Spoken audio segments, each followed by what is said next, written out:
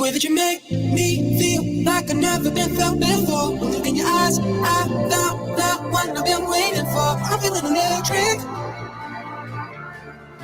All of it's electric. The way that you make me feel like I've never been felt before. I'm feeling electric. Look in your eyes, I found that one I've been waiting for. I'm feeling electric.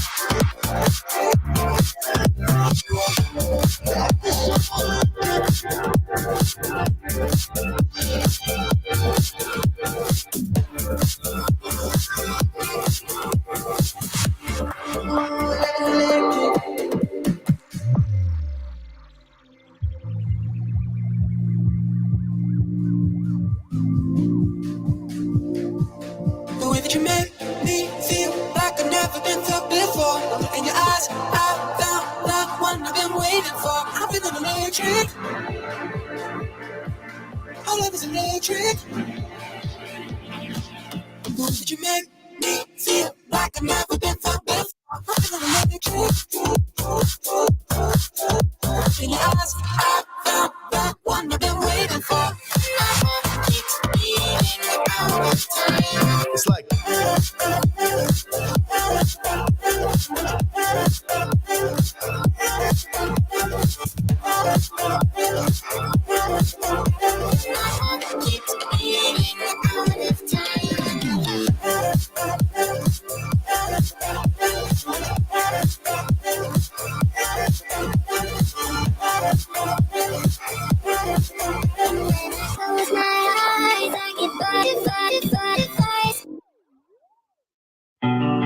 searching for a better day again.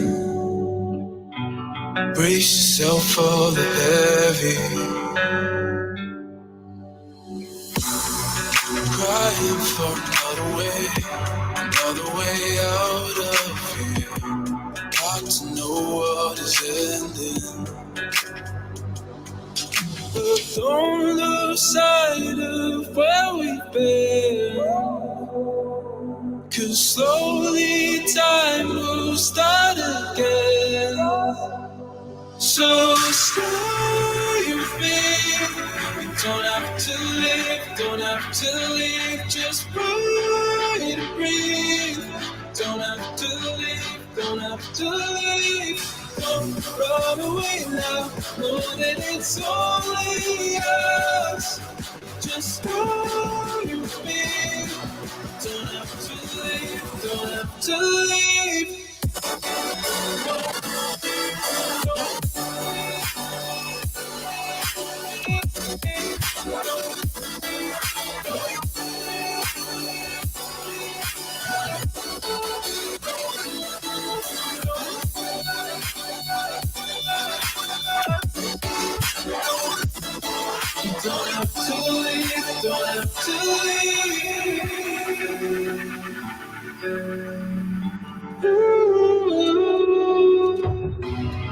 So long waiting for a change again. Time so we've been watching. Hold on to the only way out of here. Listen out for the warning, but don't lose sight of where we've been. 'Cause slowly time will start again. So stay with me. Don't have to leave, just breathe. Don't have to leave. Don't run away now. Know that it's only us. Just stay with me. Don't have to leave.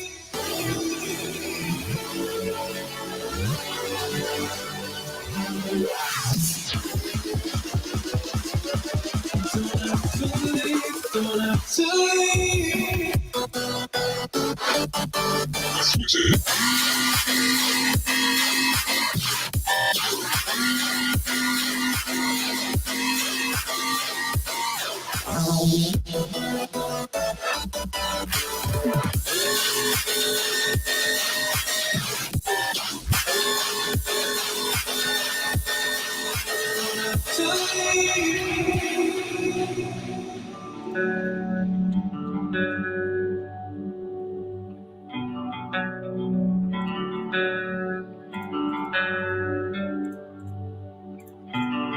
Searching for a better day again.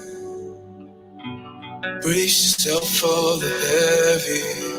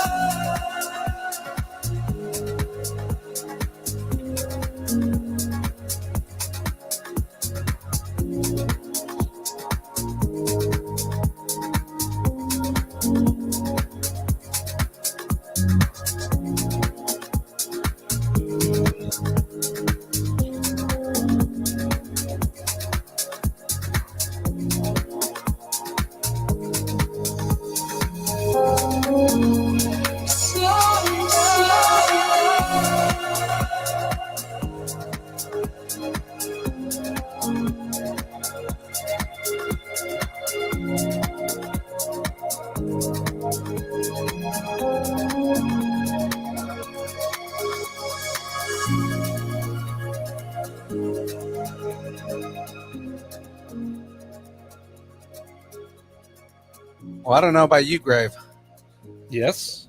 but I'm very excited today. Are you now? Oh, dude, we got Christy Shin coming on today. And then on top of that, dude, Spoops all brackets. I know. Oh, man, it's going to be a good day. Let's go ahead and get it started. Yes.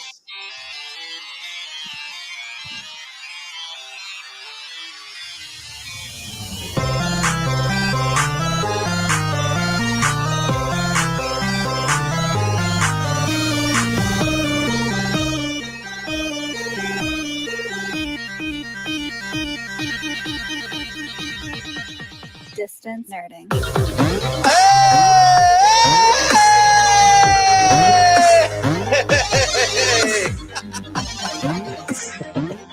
That's what I How's get it for going? not paying attention. My camera's just pointed at the ceiling, right? Just Yeah. out here John Cena mode this morning. John Cena! Ladies and gentlemen, It is now time. It is Thursday. It's the time of the week where everybody's getting ready. You know what? Matter of fact, you know what day today is specifically? Friday the 13th Eve. You're not wrong there. It's also World Play Day, ladies and gentlemen. If you don't know what World Play Day is, it is a international Lego holiday. Oh.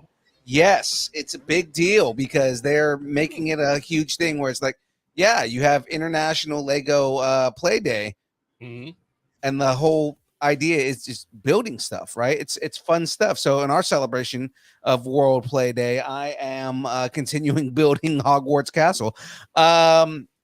Also, for all of you out there, whether you're watching on YouTube or on Twitch, check out the emotes. I just added a crap ton of emotes to both of those. So I really hope that you guys play with those because it's going to be a whole lot of fun. Oh my God, Tater's in the chat for once. Speaking of back from the dead, my goodness. I know. You guys been gone for months. Where have you been, Tater? Except for like the 3 weeks of cons that we went to that he went with me on. He hasn't been in the chat. He's ready to be spoopy. He is ready. He's ready to start voting on the spoopy. He heard it was a spoops all brackets, and he wanted to get in on this. So before we get into all that, I got a couple of housekeeping things we got to do first. What's up, Undertaker? I love that he gives everybody the alternate names. It's great. Well, it's just because we discussed where graveyard name came from. So yeah, right. Child of the 90s. There we go. Ladies and gentlemen, this show, this channel, everything we do here is brought to you by Poddex. I've got the wrong sponsor on the top of the screen. Let me fix that.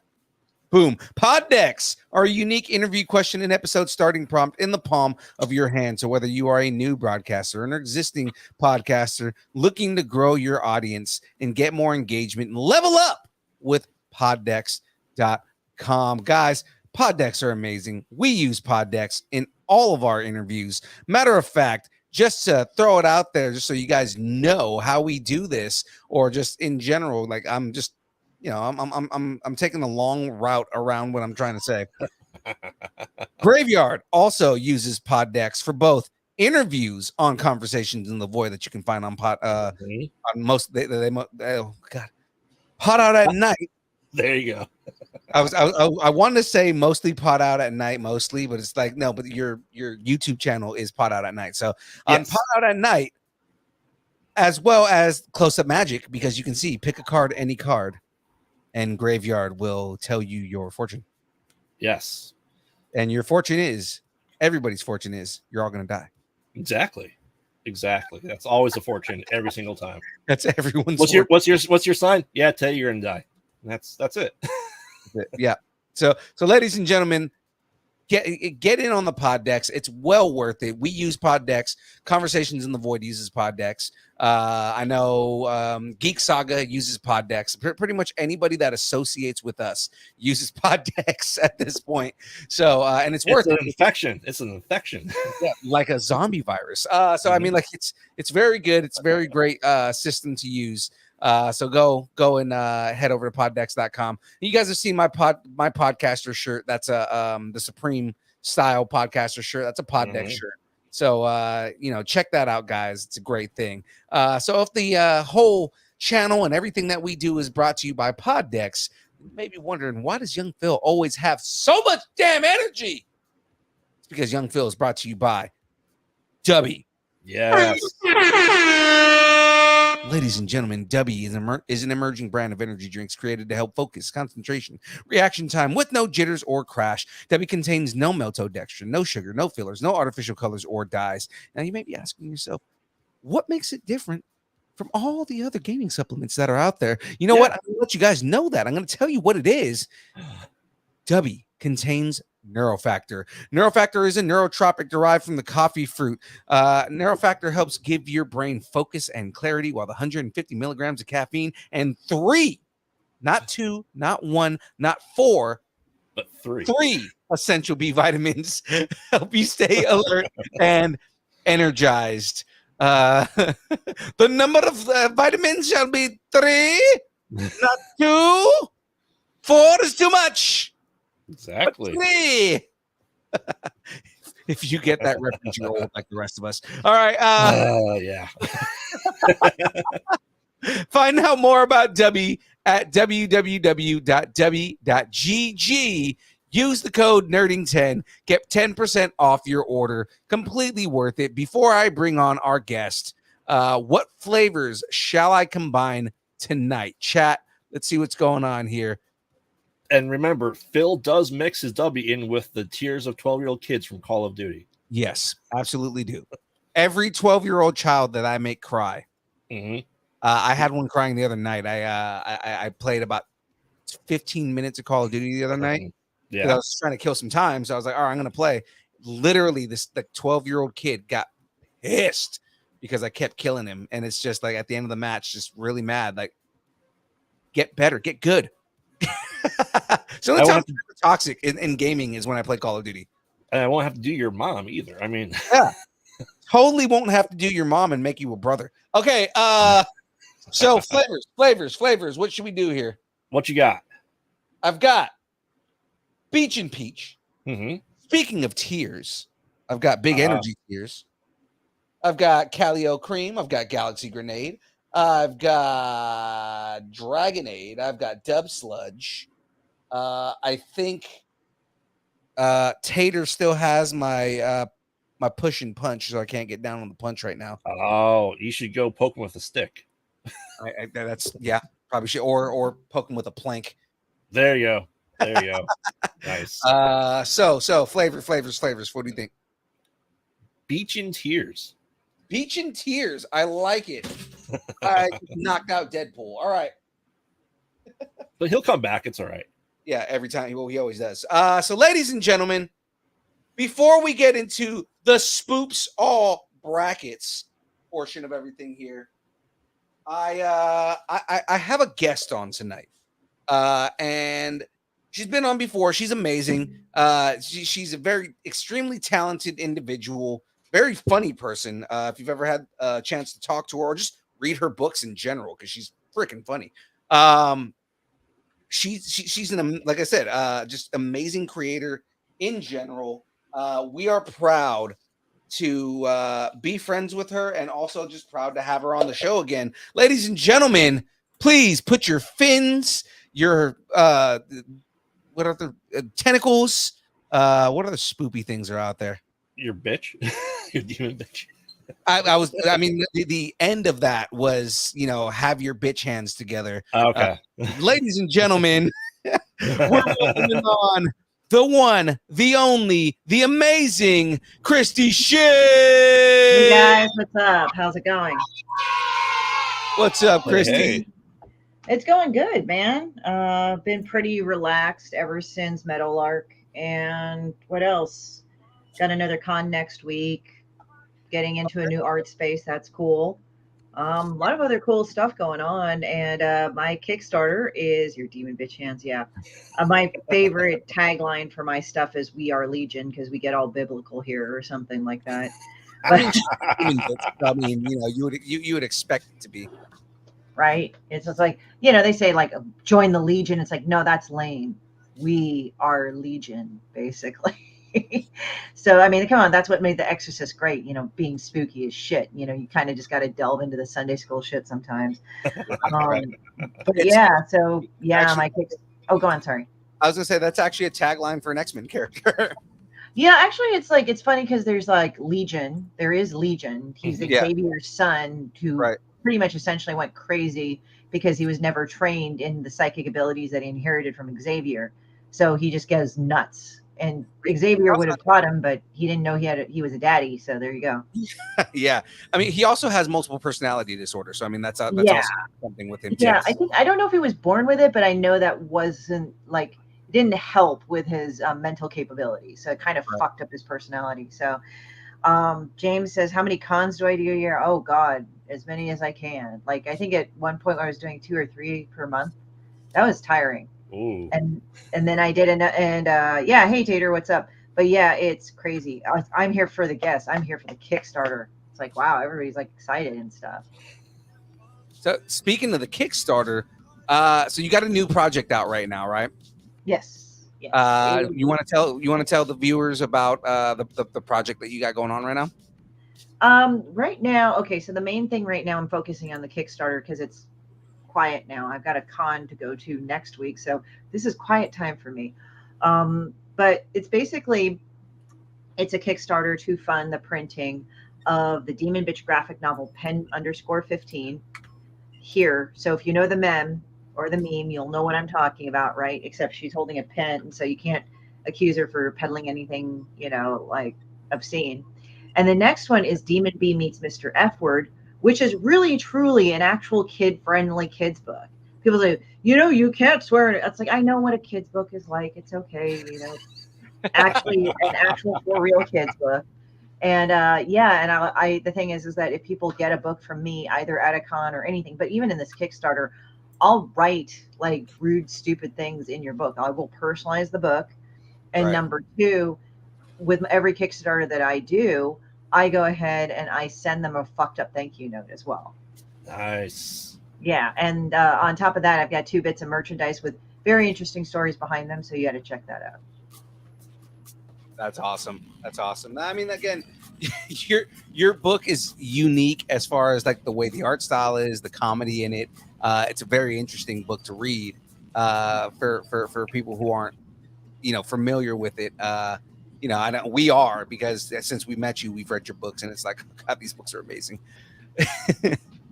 Yeah, it's funny because it's like essentially people don't know Demon Bitch. She's a low-level demon from the 13th pit of hell, where people throw their dog shit in gum wrappers, and she wants to bring the second coming of Armageddon. Yeah, the second coming of Armageddon, because the first one never happened because she's stupid.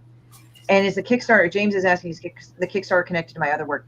It is. It's to help fund the publication of the Demon Bitch graphic novel. But you can get the other Demon Bitch graphic novels and any of the work that I've written and drawn. I've done much more, but it's easier to do the ones that I've actually done myself as add-ons to the Kickstarter. They will all be signed and everything, but that will include the other Demon Bitch books as well. Nice. Oh, Yeah. Camera here. Oh, he's switching cameras.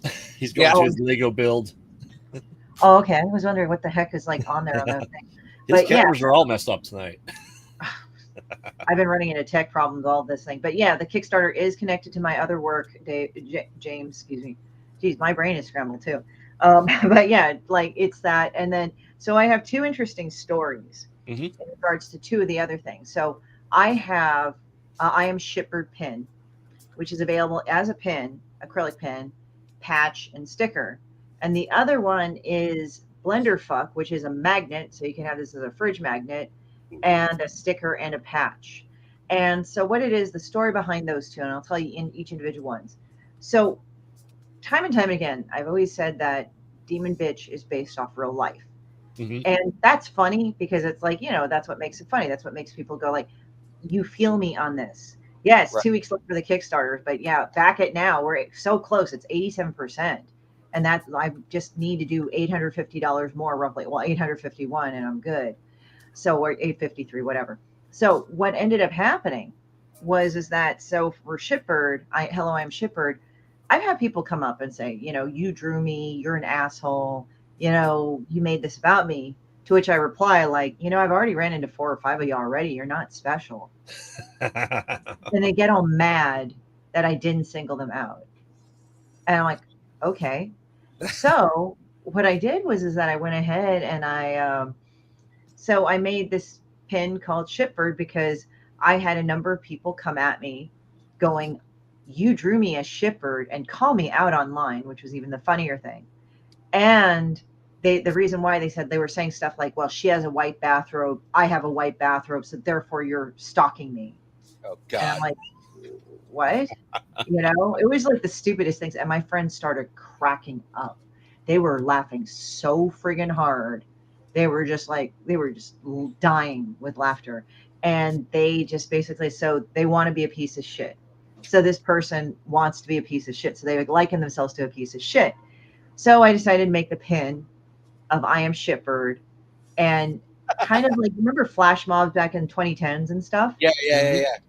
Yeah, so I kind of want, that Coke song in the 70s, like, if I could give the world a Coke Yeah. today, like have everybody flash mob like a strip mall or something wearing that pin. Oh, that'd be awesome. Yeah. Yeah. The second one is of Demon Bitch Blender Fuck. Mhm. Now, this is what happened. Yet another scenario. Somebody thought it was them, messaged me personally and told me, oh, you should go get fucked by a blender. And I just sat there and I was just like, gee, my self esteem. I don't know what to say about that. So I went ahead and I told one of my friends, Don Wynn. And by the way, that particular fan art is in that of him that he did. It's a different one that he did of Demon Bitch humping a blender. And it's an Alcoholics and Anonymous sees. And if it's available as an add-on in the Kickstarter, but I really draw all over it. It's just amazing. So what ended up happening is that so she had that, and so I said, wait, I can make this into a fridge magnet and make it worse. So I designed it so like around a water bottle like this, you could just stick her on there so it looks like she's humping the water bottle. You could put it on, yeah, you could put it on your fridge so it looks like she's humping a piece of paper like for pizza or the grocery list, or you can do a patch and do that. So those are the two stories. I mean, I was like, I'm not a skeevy whore. Like, I don't know how I could get fucked by a blender, but all right, whatever. So that was like the two tales about those things. And if we actually hit the stretch goal, see, as I said, we're about 850 away from funding. So at 6,800, I get to go and make another pin, patch, and sticker, which is "Hello, I'm Demon Bitch." Oh, like a name tag? Yeah, like a name tag is like "Hello, I'm Demon Yeah, Bitch." So nice. Like Ryan Reynolds with "Hello, fuck you." Yeah. And it says, so you're working with other artists on the stickers now, Prince. No, those are mine. But the thing is that there's another selling point to this as well. So I ask other artists in the comic world. There's Mog Park, illustrator of Game of Thrones, Lawrence Hubbard. He does Real Deal Comics from Fantagraphics. And there's Zoralita from My Little Pony. There's a lot of other people too. So, James, so what it is that they actually contributed fan art into the book. That's what's a big selling point of the book, because yes, they're all like the comics put out, but I also add other stuff in so people can enjoy holding it and reading it and everything else. So what I've also offered for that particular fan art is that it's printed on cotton archival paper, 8.5 by 11. So it's easily framed. Everything is easily frameable and you can put in something. So it's not going to be super custom like that. Yeah. But it's 8.5 by 11. It's cotton archival paper and it'll be signed by the artists. So those are the different ones. They retail about $30 a piece. So James, if you're wondering about that, so the other artists are the ones that did the fan art in the book. And I kind of do that as a feature, but I wanted to do it because I used to do it postcards, but I kind of like it now. Like if it's a frameable thing, and especially with some of the artists that are out there, that's good to showcase it. So I hope that answered your question. Yeah, that sounds awesome. I would love to have the fridge magnets, especially just to put on my drink fridge. Yeah, I mean, you might spoil your food and make it rotten, but hey, all in the name of science, right? Exactly. Yeah. So yeah, James, like pick it up. Smell like a foot. Like, why does it smell like rotten milk? Like one of my friends actually saw one girl, and he just looked at her. He just said, "Wow, she looks like she smells like sour milk." Like he just said it that way, and I could just imagine his expression on the phone. Like, she looks like she just smells like sour milk. Like, we know those people in real life. Yeah, it's weird because like she was very pale, so it's like you think if she was dirty, like she would actually show it, but no, there was something just raunchy about her, but she looked really super pale. Not to sound like an asshole, but that's how it was. But she was not a good person. That's the thing. That's why we made fun of her. Nice. Oh man, I know a few people who probably smell like that look like they smell like sour milk. Oh yeah. Well, there's like some people, it's funny because like at a con, it's hilarious because I have luckily not run into people that smell really bad. Like I know people say, well, there's not a lot of good hygiene. Maybe once in a while I might smell like, ooh, this weird fruity odor, like not the good fruity odor, but the sweaty fruity odor that you're like. Fruity like a urine. Said fruity like a urine. Well, I don't know. It's not that bad, but yeah, it's like it's fruity. Like if you took a peach and like left it out for a week and it was already overripe. Gotcha. Yeah, you kind of smelled it later. You're like, but I wouldn't say durian. Durian would be probably some girls that I've seen walk up and down the street on the hoe stroll. So I don't think I'd want to touch that. Now my friend Lauren says, "Oh, is she on the hoe stroll and stuff?" How long have I been writing Demon Bitch, James? Well, it's been about since 2015. I've at least been drawing about Demon Bitch. Oh wow. Mm-hmm. I think maybe the next omnibus would be 25 years of anger or something. I don't know. Like somebody was saying like, you got to make for the 5th book, you got to make an omnibus. Like you got to make this thick book. And I'm thinking maybe I will. Like what I'll do is that I'll go ahead and just write it. And it's like the totally fucking mediocre collection or something like that. There you go. Because you draw and write. Yes, just for all the fans that are out there, everybody who's listening and watching right now. She basically, and you self-publish too, right? Yes, I do. That's why I'm running the Kickstarter. I mean, basically, Christie's a one-woman show when it comes to this book for all intents and purposes. I mean, there's some people still like involved, but I mean, for the most part, all the major parts are all you. Yeah. It's just like as I said, it's like I've just because like the thing in the comics industry. I mean, and again, it's not anybody can't be published by the big two or by a big thing. Mm-hmm. Hey, Twang, how are you? Is that how I did? I say Wong. that? Say Wong. Say Wong. Say Wong. Say Wong. Oh, hey, Say Wong. How's it going? So, for me, it's like anybody could be published by the big two, and I think that's a good thing to go for. Mm-hmm. But what I have noticed when people really want to kind of do their own stuff, they self-publish, and they've actually made names of themselves. Like for a while, he got picked up by Scout, but then he went back out on his own. Charlie Stickney, he does Glarian, which initially started with White Ash. So Glarian is one of the characters from White Ash, and he's like he kills it on Kickstarter. There's Madeline Holly Rosing, which I actually did her cover for the Kickstarter for the creative individual. I think that's off the top of my head. I'm probably screwing it up because I'm tired. But I did a cover for her, but she does Boston Metaphysical, and she's expanded that into a radio show and all that.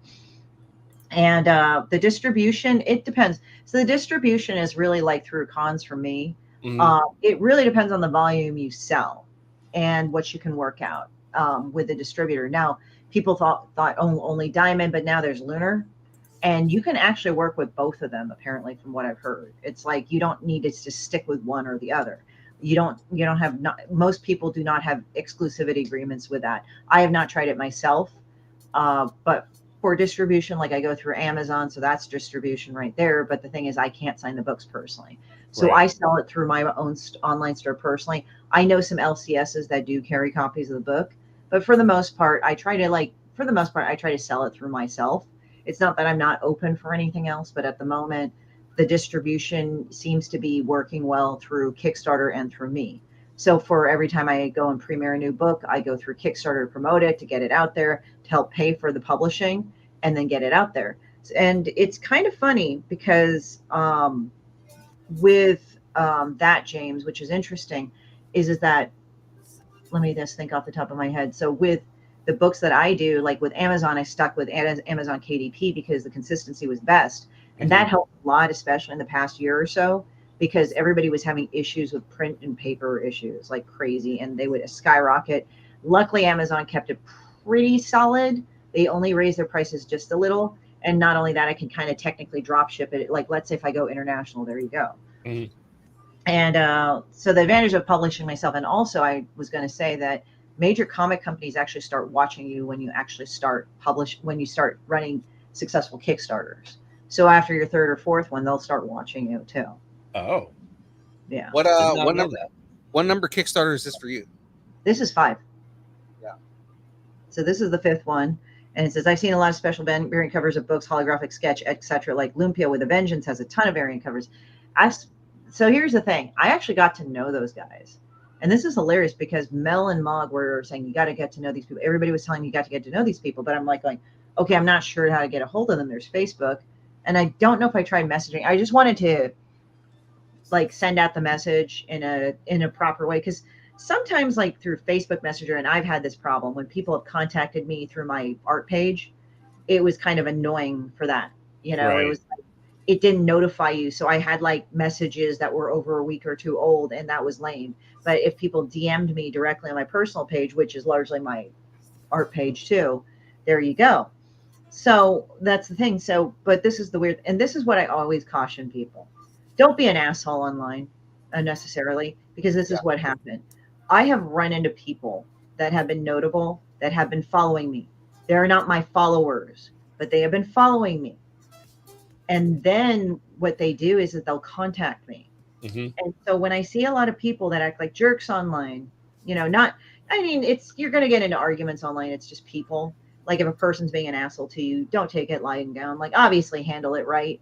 But, like I tell people, you will inevitably burn some bridges because some people are dicks and you just shouldn't be around them. But so you shouldn't be a doormat, but at the same time, don't start picking fights. Like I have seen so many people try to pick fights with J. Scott Campbell. It's unbelievable. And I'm sure there's more with other people, but I've just seen it. I've just seen a couple people be total douches to the guy. And I'm like, I don't know why you guys are doing that. He's not doing anything to you. And I guess it's one of those things like my dick is bigger than yours type thing, but they always look like jerks doing it. So that's what I'm saying. You're not going to get hired. So I don't go around doing that. I mean, how you guys follow my social media probably, and you see how I act on social media, but I joke around, but I don't get into stupid ass fights. You hear that, young Phil? Talking to you. So if you follow your social media, like, your social media, it's very reminiscent of the book itself and everything like that. Like the humor is the same type of humor you're going to find in the book, which I like that kind of social media campaign because it gives you a reason to like, oh yeah, I need to go and read this book if I want to see more jokes like this. Yeah. I mean, it's like this, it's me, but it's not like I'm like trashing one group of people or whatever. But it's funny because so the story behind the Olympia guys is that, okay, people were telling me, go talk to them. And I was trying to figure out a way how to get a hold of them. I said, is there an email or something? And, I got busy and stuff. And I was on a panel at WonderCon about Asian representation in comics. I was right by Jean Lin Yang, Jessica Chin, I believe. And she won 3 Eisners. And I'm sorry, Jessica, if I fucked up your name, I apologize. And Bernard Chang. And those are the guys that work with DC and Marvel and stuff. And here I am, the only indie person. But what little did I know that the Lumpia guys actually went and they were at that panel and like they listened to what I said and they were very touched about what I said. This is what I heard from Lawrence like Iriarte. Really nice. Yeah, Iriarte, yeah. And I met Diego. Diego's really cool too. And it was weird because it was like it really resonated with them. But I didn't know it. Like that's the thing you don't know. And then they got in touch with me during Asian Invasion in NorCal, and they ran into me and they talked to me. Said, we have been following you for a while. I'm like, oh, yeah. But as I said, like that's the thing. You don't know who the fuck's following you. They were not my followers. I had no idea. But my shit is public. So it's like that's why I caution people: don't be an asshole and pick fights online. That's the only thing. Like I don't get this whole thing with Twitter about like everybody's like, doing that and everything. Yeah. I'm like really crappy at saying names today, James. I'm sorry. But I like how much you post when you're at cons. Well, I like to show what I'm doing. That's like fun. But yeah, so you never know who's watching you. And you never know who follows you. You never know who likes you, so that's why you should conduct yourself as such. Like, don't be a dick. I mean, be yourself, obviously, but don't do fights and do stupid shit like what people do with J. Scott Campbell. As I said, I'm bringing this up because that's what I've seen firsthand. Like, if people picking fights with them. I think the most noted one that I know of is like, remember how that one with Mary Jane holding a coffee cup and she's like her, how he draws women, right? And people, and he's like, and Spider-Man's going off and she's waiting for him and stuff like that. And then somebody online took it upon themselves to say, well, I can draw better. And look, J. Scott Campbell, look at what you did all wrong. And look at this. And look at how I did it right. Now, granted, the person was a good artist, but they were a real asshole about it. Right. And so J. Scott Campbell came right back and said, I want to tell you why I'm in this for 20 years and you're fucking not, and ripped his cover apart. Oh, that's needed. If you're a dick, I mean, you deserve to be fucking ripped apart if you're an asshole. Yeah, it's just like, look, the guy was a good artist, right? His rendition was good, but he was a dick. And I just sat there. So like, you're getting dick points for like tearing down an artist that's established. like for 20 some odd years. Oh, okay. So it's like, that's what I never got. Like, it's sort of like just trying to pull somebody down. And it's like, look, you don't like his art, fine. If you have your opinions on it, fine. If you want to redraw the cover, fine. But don't be a shithead about it. That's the thing. Right. So yeah, but yeah, it was funny because J. Scott Campbell went, nope, nope, nope, nope, nope, nope, nope, nope. I'm like, ooh, That's pretty funny. this is why I'm picked by comic companies and not you, fucker, kind of thing. Oh yeah, Mhm. rightly so. Yeah, yeah. So yeah, Lawrence Iriarte. Is it Iriarte or Iriarte? Uriarte. Iriarte. Thank you. Okay, so I kind of got it right when I was first saying it, and then my brain decided to go and get all tangled up. So great. Lawrence and Diego, they're good friends of ours. So I mean, like, you know, Oh, cool. and we hear about That's them. awesome. Yeah, they've been on the show twice. They Mhm. came on. They scheduled a date to come on the show just because they were like, we just want a nerd, and I'm like, let's do it. Let's go. Right. Right. Yeah, it's just really cool. Like meeting them. That was really cool. It was kind of like one of those things like, you got to meet him, you got to meet him, you got to meet him. It's just like, I guess whatever you reflect out comes back because it just came back and they were like actually watching me the whole time. So I'm like, Right. and they And I mean, found the that's shit that I did gratifying to inspire hear. it. So that was cool too. Yeah, like that must be gratifying to hear that somebody that, you know, you were already planning on, like, I want to meet these guys. I've heard good things, all this other stuff. And then you find out, well, yeah, no, we feel the same way and we've been following you forever. Like, what?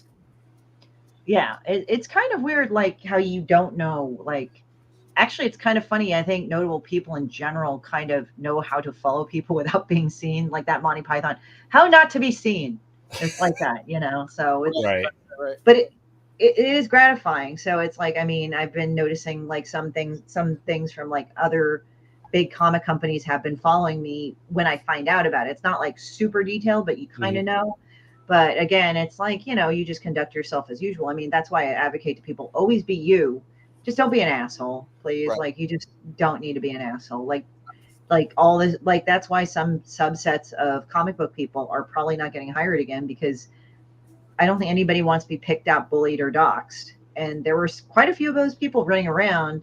And unfortunately, like now they're like, I don't know why we're like getting fired and stuff, and nobody wants to look at our work. It's like, because you're kind of offensive as people. Like, I don't know. Like, we don't know I think when the people hire you, they don't want to have that target on their back, because you guys like to call out a lot of shit. That's actually not probably what you should do.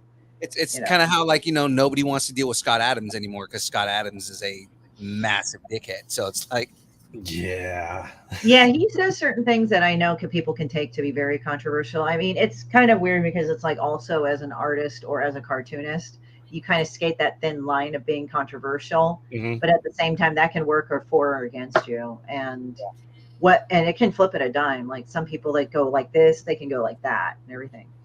So what's my favorite part about being a creator? Well, I guess the stupid, evil little ideas that pop into my head. If I don't laugh like a little asshole drawing, I think that tells me that I'm not on the right path right there. So what I've learned, it's kind of funny because there's some people that follow what's trending, you know, like, oh, we're trending on Twitter and all that. And remember, like, the whole Comics That Broke Me, and the Titanic submersible, and lastly, the Pakistani immigrants that were drowning off the coast of Greece. What I found weirdly hilarious about all this, and it wasn't the people dying. Okay, first of all, I'm not a piece of shit like that. But what I found weirdly hilarious in a very messed up way was that we had to choose which was worse. Like, literally, I saw people say, this is the worst ever. And if you don't do that, you're a terrible human being. And I'm like, they all suck. Why do we need to decide?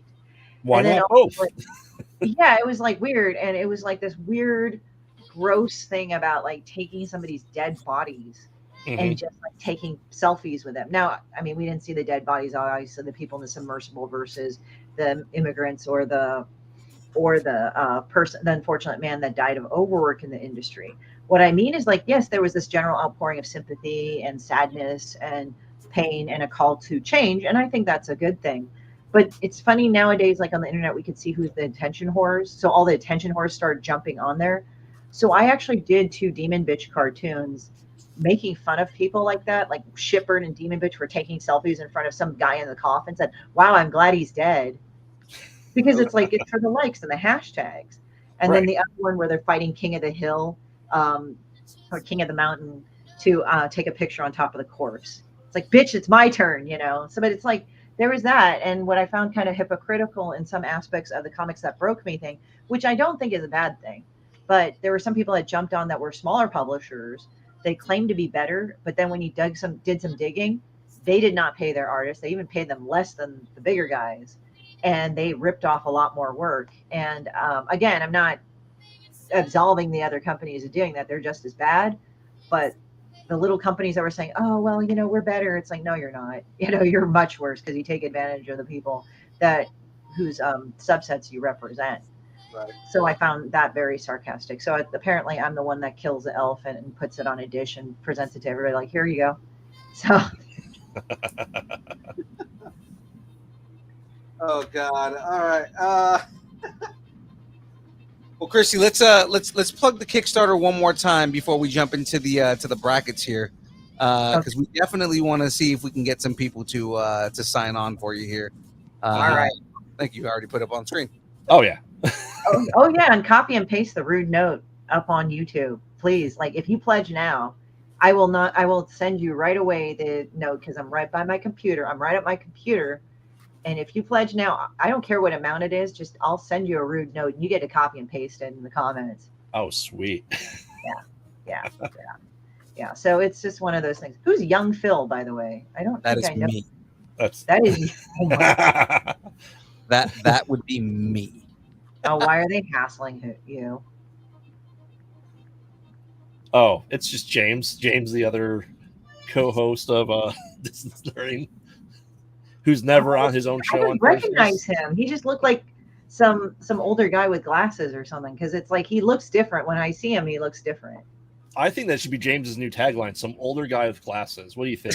You know what? Who James kind of reminds me of? Okay, have you seen a picture of Don Wynn? No.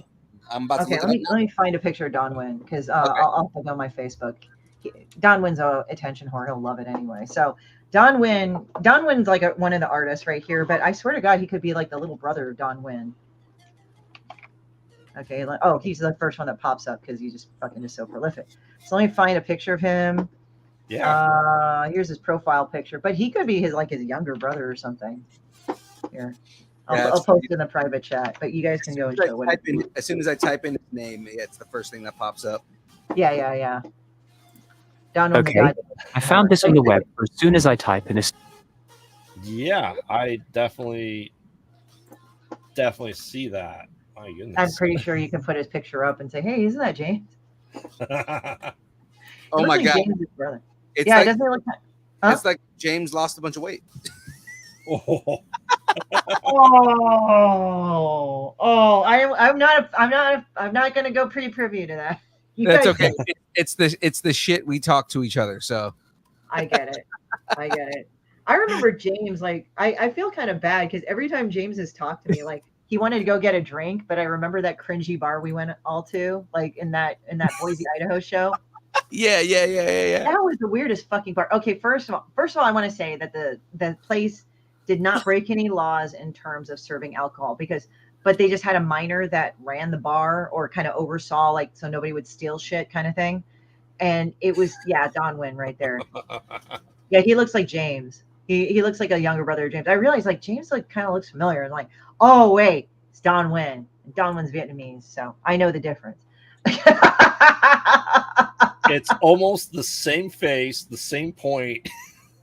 Same glasses almost, right? Yeah. And I can imagine. I know right now James is just going rude. Oh, absolutely.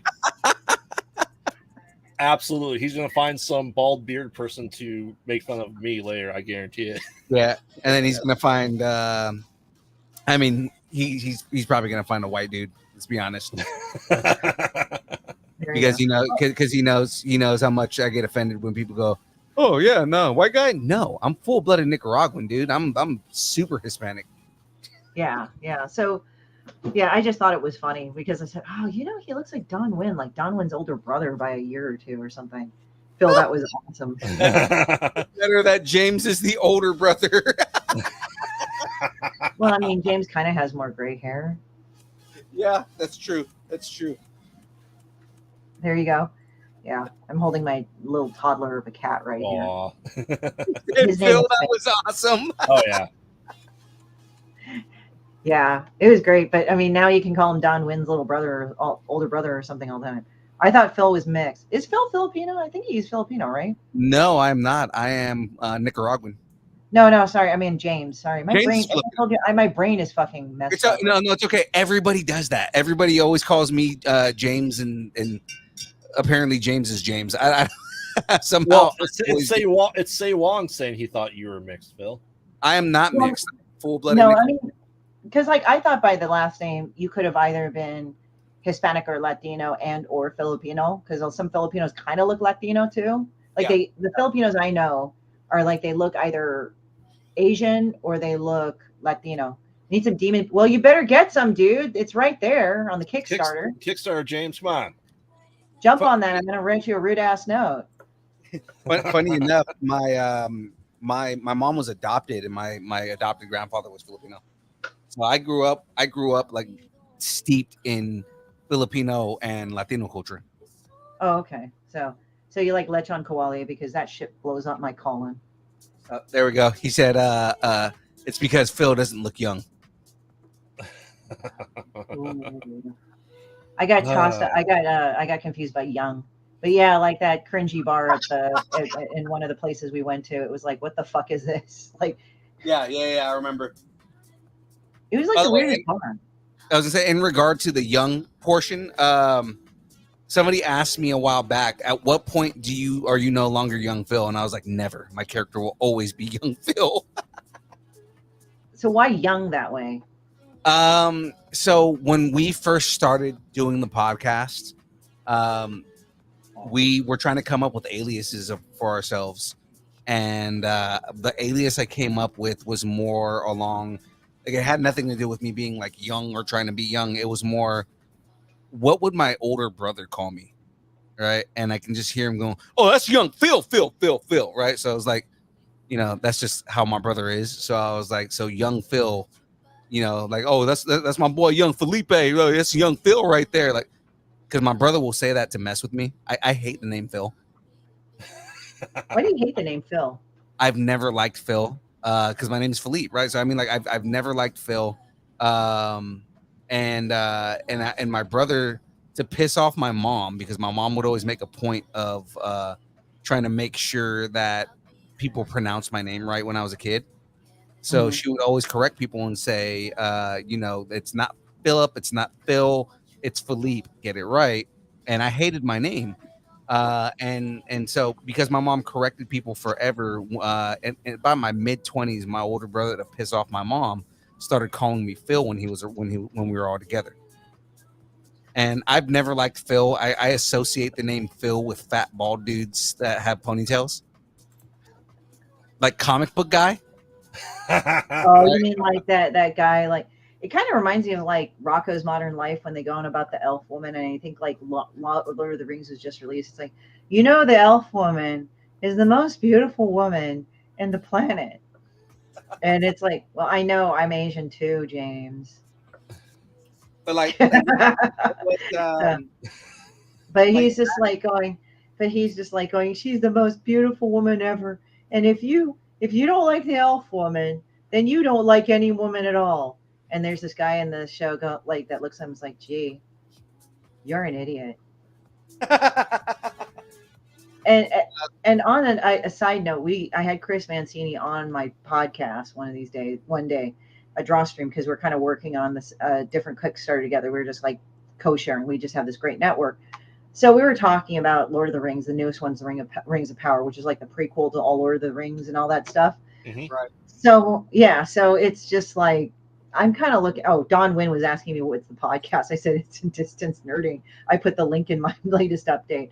So I love that you're calling him Don Wynn. This is the best thing ever.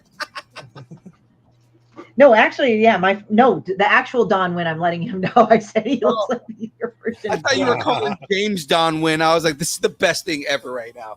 No. I'm just telling Don Wynn that and Donwin's laughing his ass off because he just likes the publicity right now. He's a fucking attention whore, so it's great. I even call him a fucking attention whore to his face, and he thinks it's the greatest thing. He's like, yeah, I am. I mean, if he's on your show, he will promote the shit out of it. That's what is awesome about Donwin. So what was it for the Rings of Power? They were talking about, oh yeah, the elves have to look all like fucking diverse and shit. I said, no, they don't. You have to understand, elves are racist assholes. There are like the 5% or the top 5% that have this noblesse oblige to care of the younger races. So just keep them as they are, because if you look at D&D, which is kind of based off a lot of the LOTR shit. Right. Okay, because Phil sounds like an older I found like a what? an older chubby Asian guy's name. Yeah. I mean, yeah. Well, I guess that's why he hates it. Not that that's a problem. Again, just like the association with the name Phil that I have is like comic book guy. Even though that's not his name, but I mean like comic book guy. That's the picture that pops in my head when I hear the name Phil. Right. And so like I hated the name Phil. And again, like my older brother would do it to piss off my mom. So when we were coming up with names, I was like, yeah, Young Phil, because that's what my brother would call me. Right. And James was like, well, if you're Young Phil, then I'm Jamez 5000. It's like the worst hip hop names that we could come up with, or like the names of our characters. Oh, it's like James 5000 or something like that. Yeah, Jamez is a play on James, right? So Jamez 5000. It's supposed to be like Andre 3000. Yeah, but I mean that would be cool if it was J-Mez or J-Man 5000. Anyway, never mind. But yeah. So it's just one of those things. So yeah, so for the Rings of Power, so like D&D is kind of derived from Lord of the Rings, right? Kind of the Lord of the Rings elves and dwarves and stuff. And there was actually a game called Dwarf Fortress, which is really open source, and you could play it, and it crashes all the time. But you basically take dwarves into like the mines that are kind of like Moria, and you try to create it. But it's like Oregon Trail, except 5,000 times as worse, and it crashes all the time. Like, you know, you've died of dysentery, except everybody goes crazy, kills each other or whatever. It's like, or big avalanches come in and destroy things.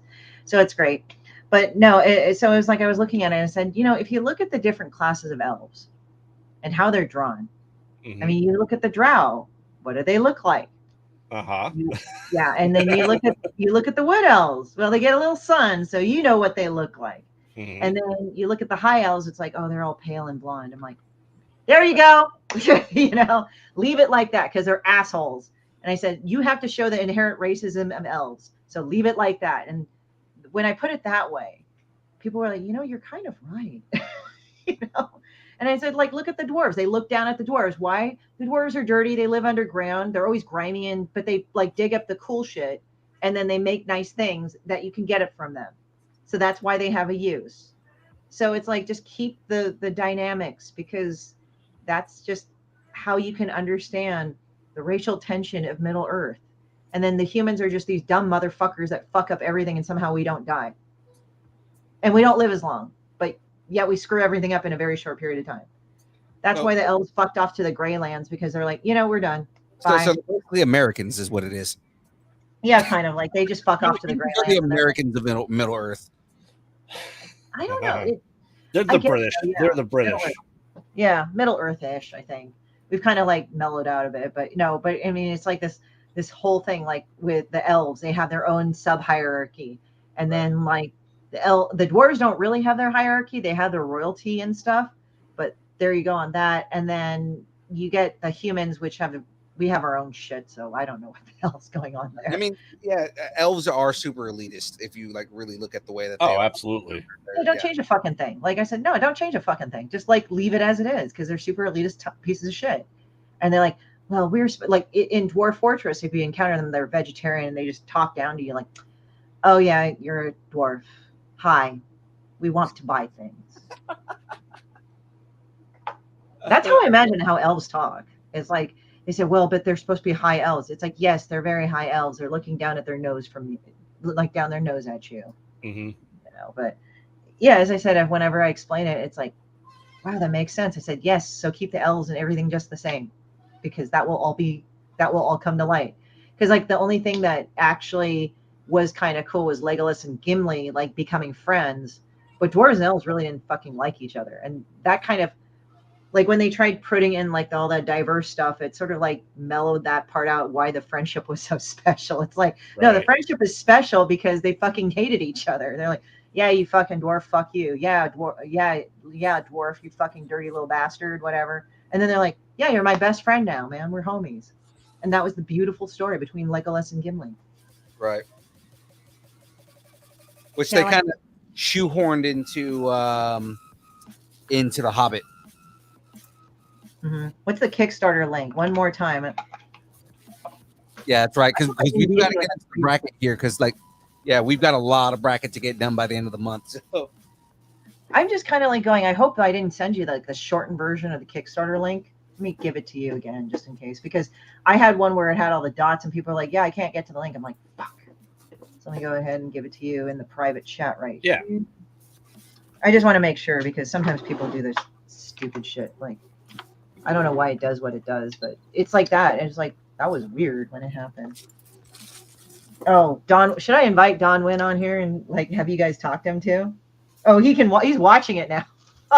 You watch it right now? I think so. He said he can see it. I know he's on there. Hey, Mezzo, how's it going? I'm in. Hey, Tell him Mezzo. to the chat. Yeah. Should I give him the StreamYard link? Oh God. I mean, if he wants to get in on this bracket, we're down. Oh, okay. All right. Okay. Yeah.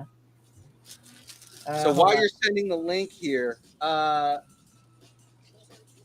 Graveyard. Let's give everybody the the rundown on what we're doing for the next couple of weeks here.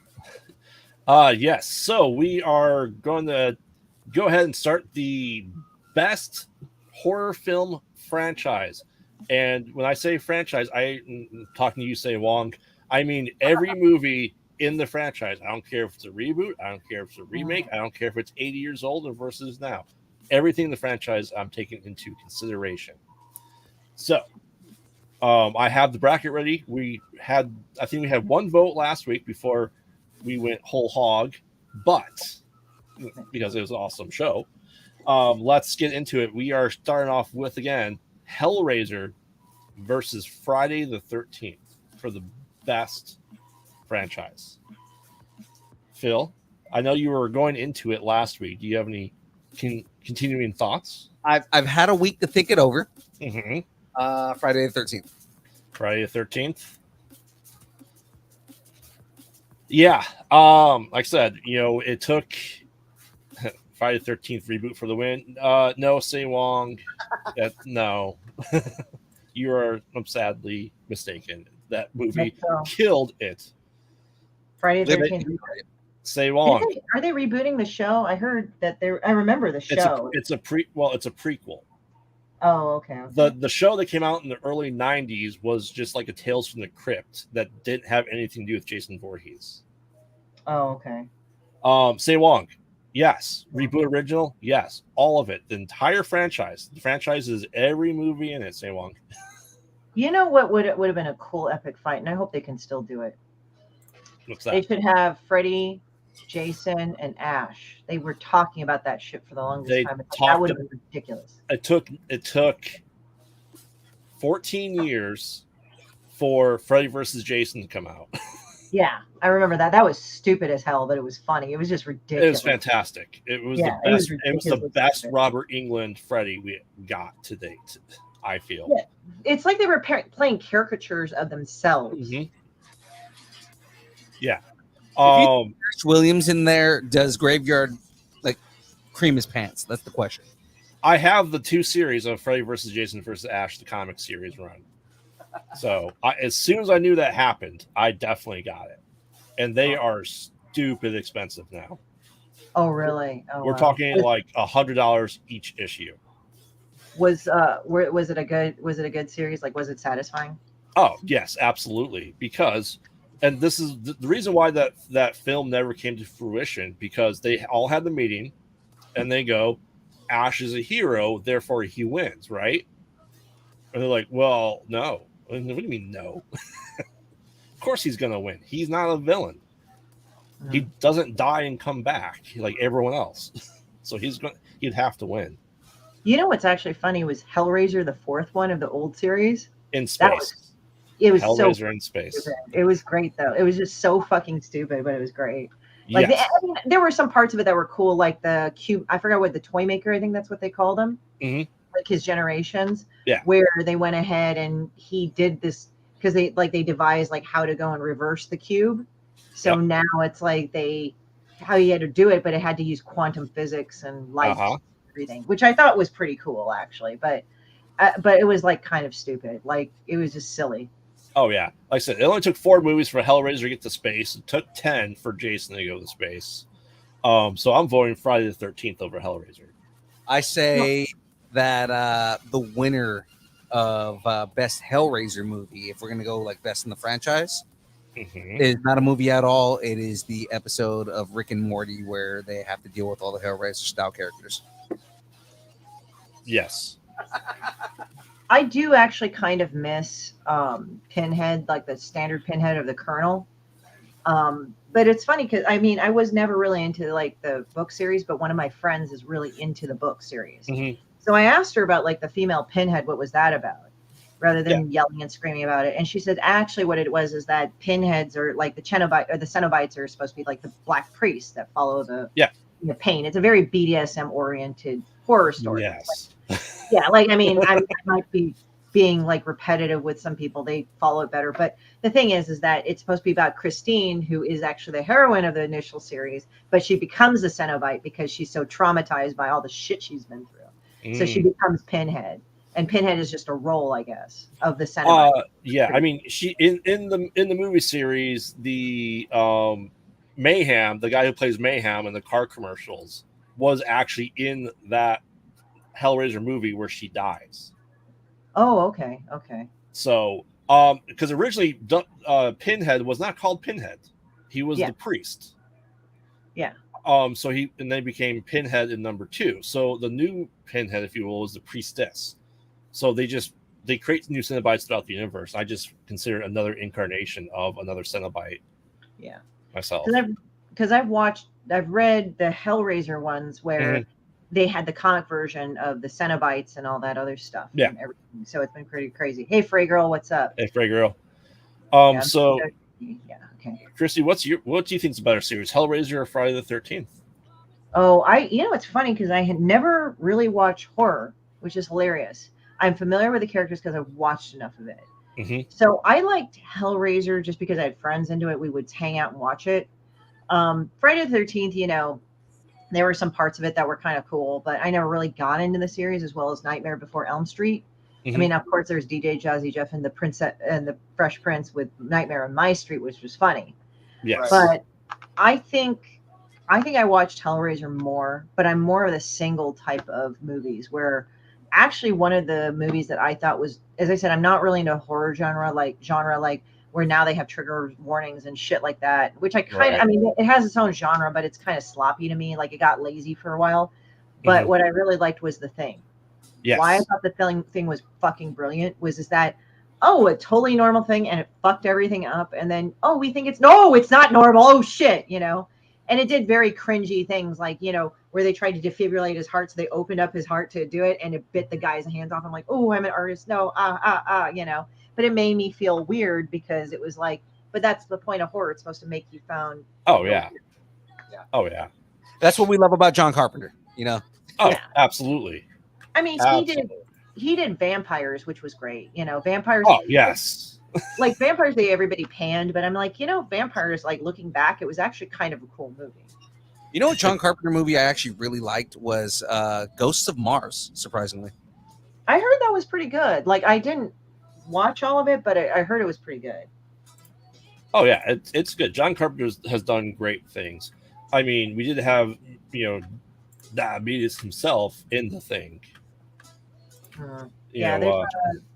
I think Ghosts of Mars wasn't. I'm trying to remember. I'm getting it confused if it was with Val Kilmer or Ice Cube. Val Kilmer was Red Planet. Red Planet, and then Ice Cube. It was Ghosts of Mars, and then he was with not Christina Loken. I'm trying to. It's not Chelsea Handler, is it? It's like a blonde chick, but I forgot her name. I haven't watched that in probably 18 years, so I don't remember off the top of my head. All right. So, chat, we have 2 votes for Friday the 13th, 2 votes for Hellraiser. We need a tiebreaker here. Frey, Mezzo.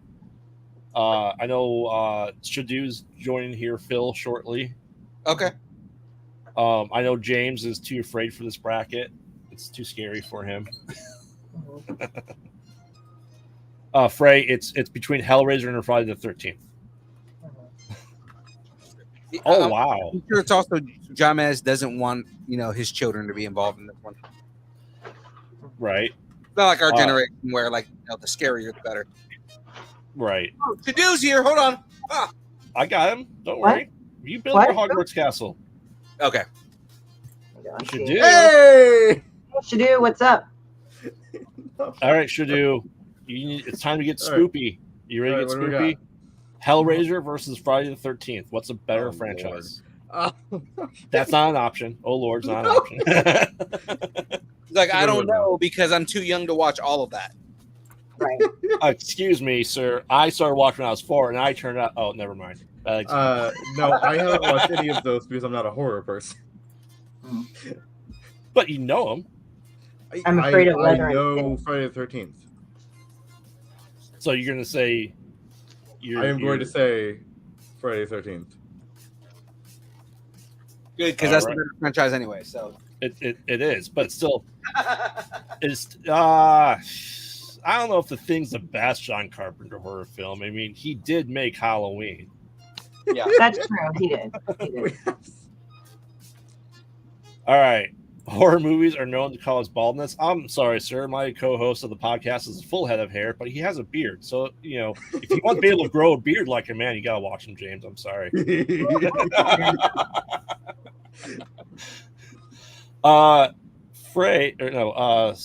Metzo, if you're still in here, it's tied right now. We need a tiebreaker because Shadoo did go against his mother here. Oh, she said Hellraiser? Frey said Hellraiser? I didn't even realize. I wasn't even looking at the chat. Are you kidding me? I'm sure because she's the immortal being Frey that they got the idea of the torture from Frey's mind itself. Well, no, fun fact, Cenobites in general are based on a small, mild-mannered version of the beings that Frey is. Exactly. That's funny. I mean, come on, everyone should be voting Friday the 13th because they have said officially that Jason Voorhees is a Deadite. And Deadite I heard about it. He's a Deadite. That's why they wanted to do the whole Ash thing. Mm-hmm. I remember that now. Yes, because in Jason Goes to Hell, they have the Necronomicon and the dagger. So, Well, how does he have the Necronomicon? I know he has a dagger, but it's a machete. no, I'm saying how he gets killed in the old Voorhees house. They get killed with a Kandarian dagger that they use in Evil Dead 2, and the Necronomicon is there as well. I see. I guess. I was like going, what are you talking about? What you talking about, Melissa? All right. Well, sleepaway camps, Frey. We'll get to that. Well, while we're waiting for Mezzo, you know what? I'm just saying, Mezzo saying Friday the 13th, and we're gonna move on. I have chosen. Flip, yeah. She's gonna come back and be like, "Did you vote for me? Yeah, we voted for you. You took too long." Roll a d20. I mean, that's also a possibility. We can just roll a d20 and everything's fine. Yeah. There you go. I hear you. Flip say Wong. It's not. All right. Now we're gonna go into a really hard decision one of the Amityville series, and I'm counting all 48 of them. Gods. Okay. 5 or 6 were canon. The rest have been fan films, cheap shit that makes no sense. Like, we have the Amityville Shark. I'm just throwing that out there. The Amityville Shark exists. We have Amityville Legends versus Wishmaster. Oh, Wishmaster was funny as hell. Yeah. I know. Wishmaster was funny as The fuck. only one I know is the Amityville movies. So let me look at. Wishmaster is a djinn.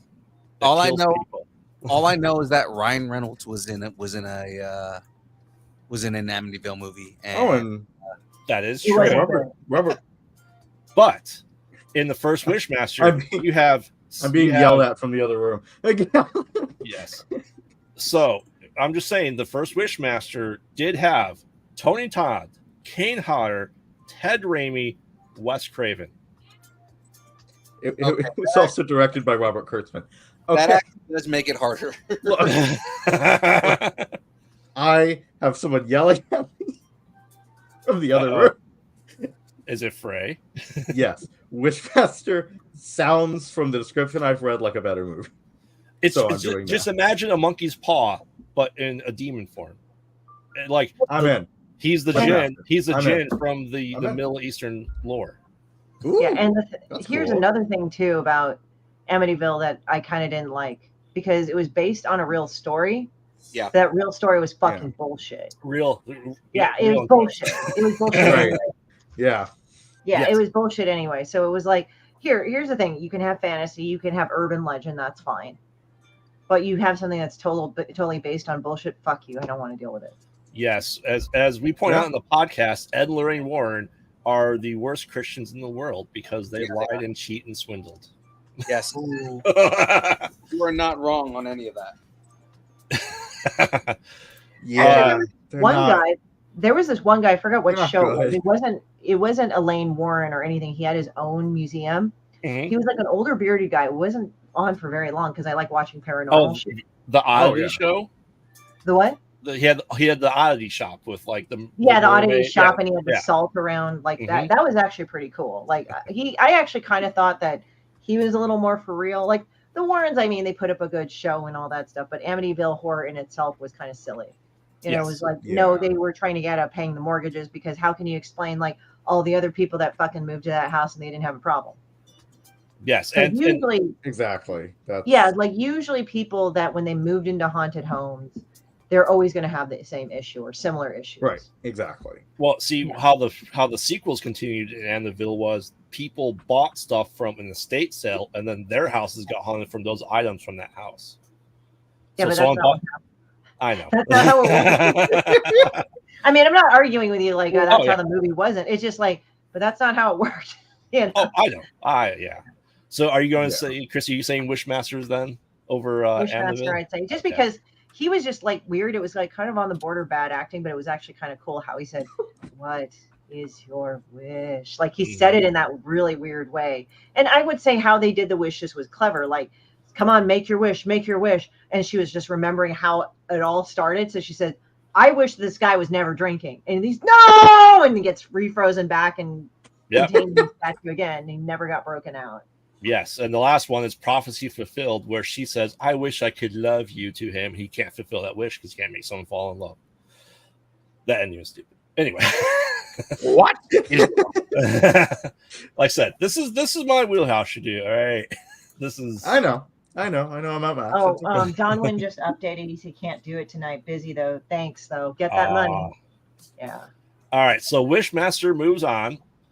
So next up we have Paranormal Activity versus Critters. I watched Critters. I didn't watch Paranormal Activity. Once so again, I know one of them. It's ridiculous. Which one do you know? I know Paranormal Activity. I do not. Okay, so Critters are little furry aliens that eat people. They literally make a ball. They make a bee ball and then they run around. I love it. And Critters 3 was the movie premiere of Leonardo DiCaprio. Just saying. Did he die? I'm sorry, but this looks horrible. Oh, it looks like good horrible. Yeah, it was horrible. It's like TerrorVision. It was bad. Oh, I remember these fucking things. I found someone. Hey, Frey. He's gonna say Critters. Okay. Good. Because Critters has some really freaking good, horrible animatronics. Everybody, Frey's on the screen. She ran away.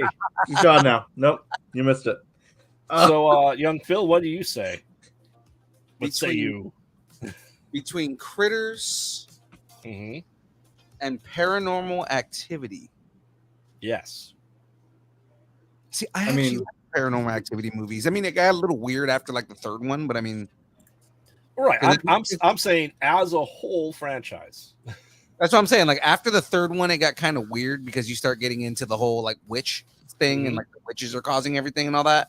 Yes. It's like you should have just kept it just ghosts. Hey, Toby wasn't scary enough. There's a witch. There's a In So the movie, or like yes. in the third movie, like at the very end, they reveal like it's witches that are like causing the ghosts, shit like that. Yes. Okay.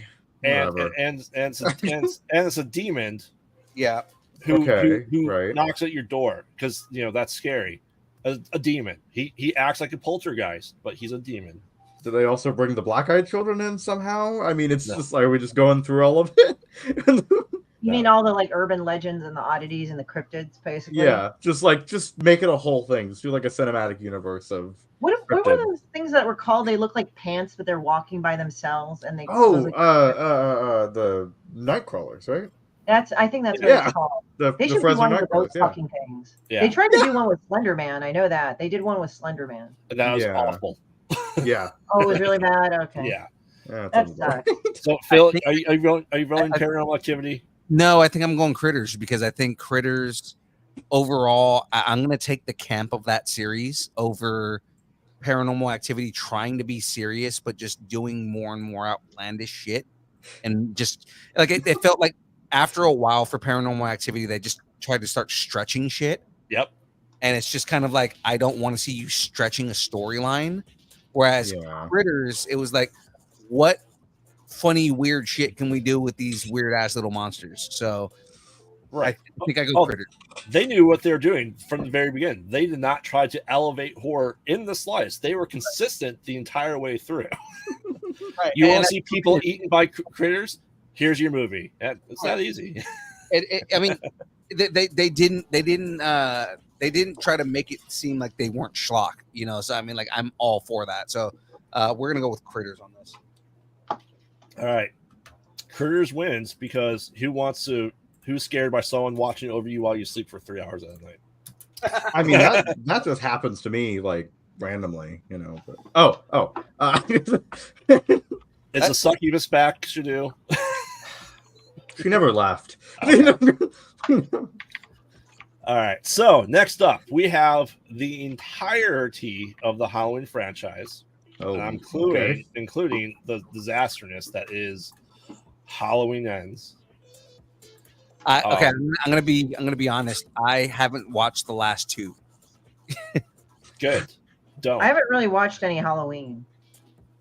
I just saw the. Versus Final Destination. Oh, I haven't watched either of those two franchises really. But the ideas were really cool for both. But I think Final Destination, just because it's just like death and hunting them down, the premise sounded better. Yes. Final So Destination is that movie that has scarred an entire generation because now if you're driving behind a lumber truck. at all you can think of, well, was that Final Destination 2, right? Where the fucking lumber Yes. kills the dude through the car. Yep. So it's like that scarred an entire generation of people, of like Gen Xers and millennials. And but I mean, we're talking the entirety of the Halloween franchise here, and it's like the first couple of movies were great. Then it gets kind of a little iffy after a while. I actually really like the Rob Zombie remake, the first one. The first one. Yeah. Yes. We don't talk about the second one. The second one kind of Where he talks and his visions a white horse. Yes. We don't talk about that. Yeah, like that was a little weird, but the first one was beautiful. Mm-hmm. Barring the fact that he forced his wife into the movie like he always does. But I mean, like, not forced. He didn't force her, but I mean, like, he wrote a role for his wife that he didn't really need to be in. But I mean, like, right. Which also is the whole reason the second movie sucked, because that character got a way bigger role that didn't need to exist. But I don't know, man, because I mean, there's plus and minuses for both franchises. Yes. The minuses are the Rob Zombie #2 and everything that came after it. It's the last 4 Halloween movies for me. Which kind of sucks because, like, you get the original director back, you get the you get the original cast back. Well, I'm sorry, not original director. You get somebody who's a part of the series at some point. Let's go with that. Yes. I was gonna say no. James Cameron didn't start the series, but like John Carpenter. John Carpenter. John Carpenter. Yeah. David Gordon Green did the new trilogy. Okay. Okay. I am actually going to agree with Frey. I'm going to also say Final Destination. What? Yeah. I did not foresee this coming. I've got over the plot and stuff. It sounds incredibly intriguing, more intriguing than I know Halloween to be. Yeah, but it's stupid. I mean, I don't have. Oh wait, yeah, I have Michael Myers on my arm, I see. and not the invisible force of death. I mean, I guess you could say it's on this arm because it's invisible.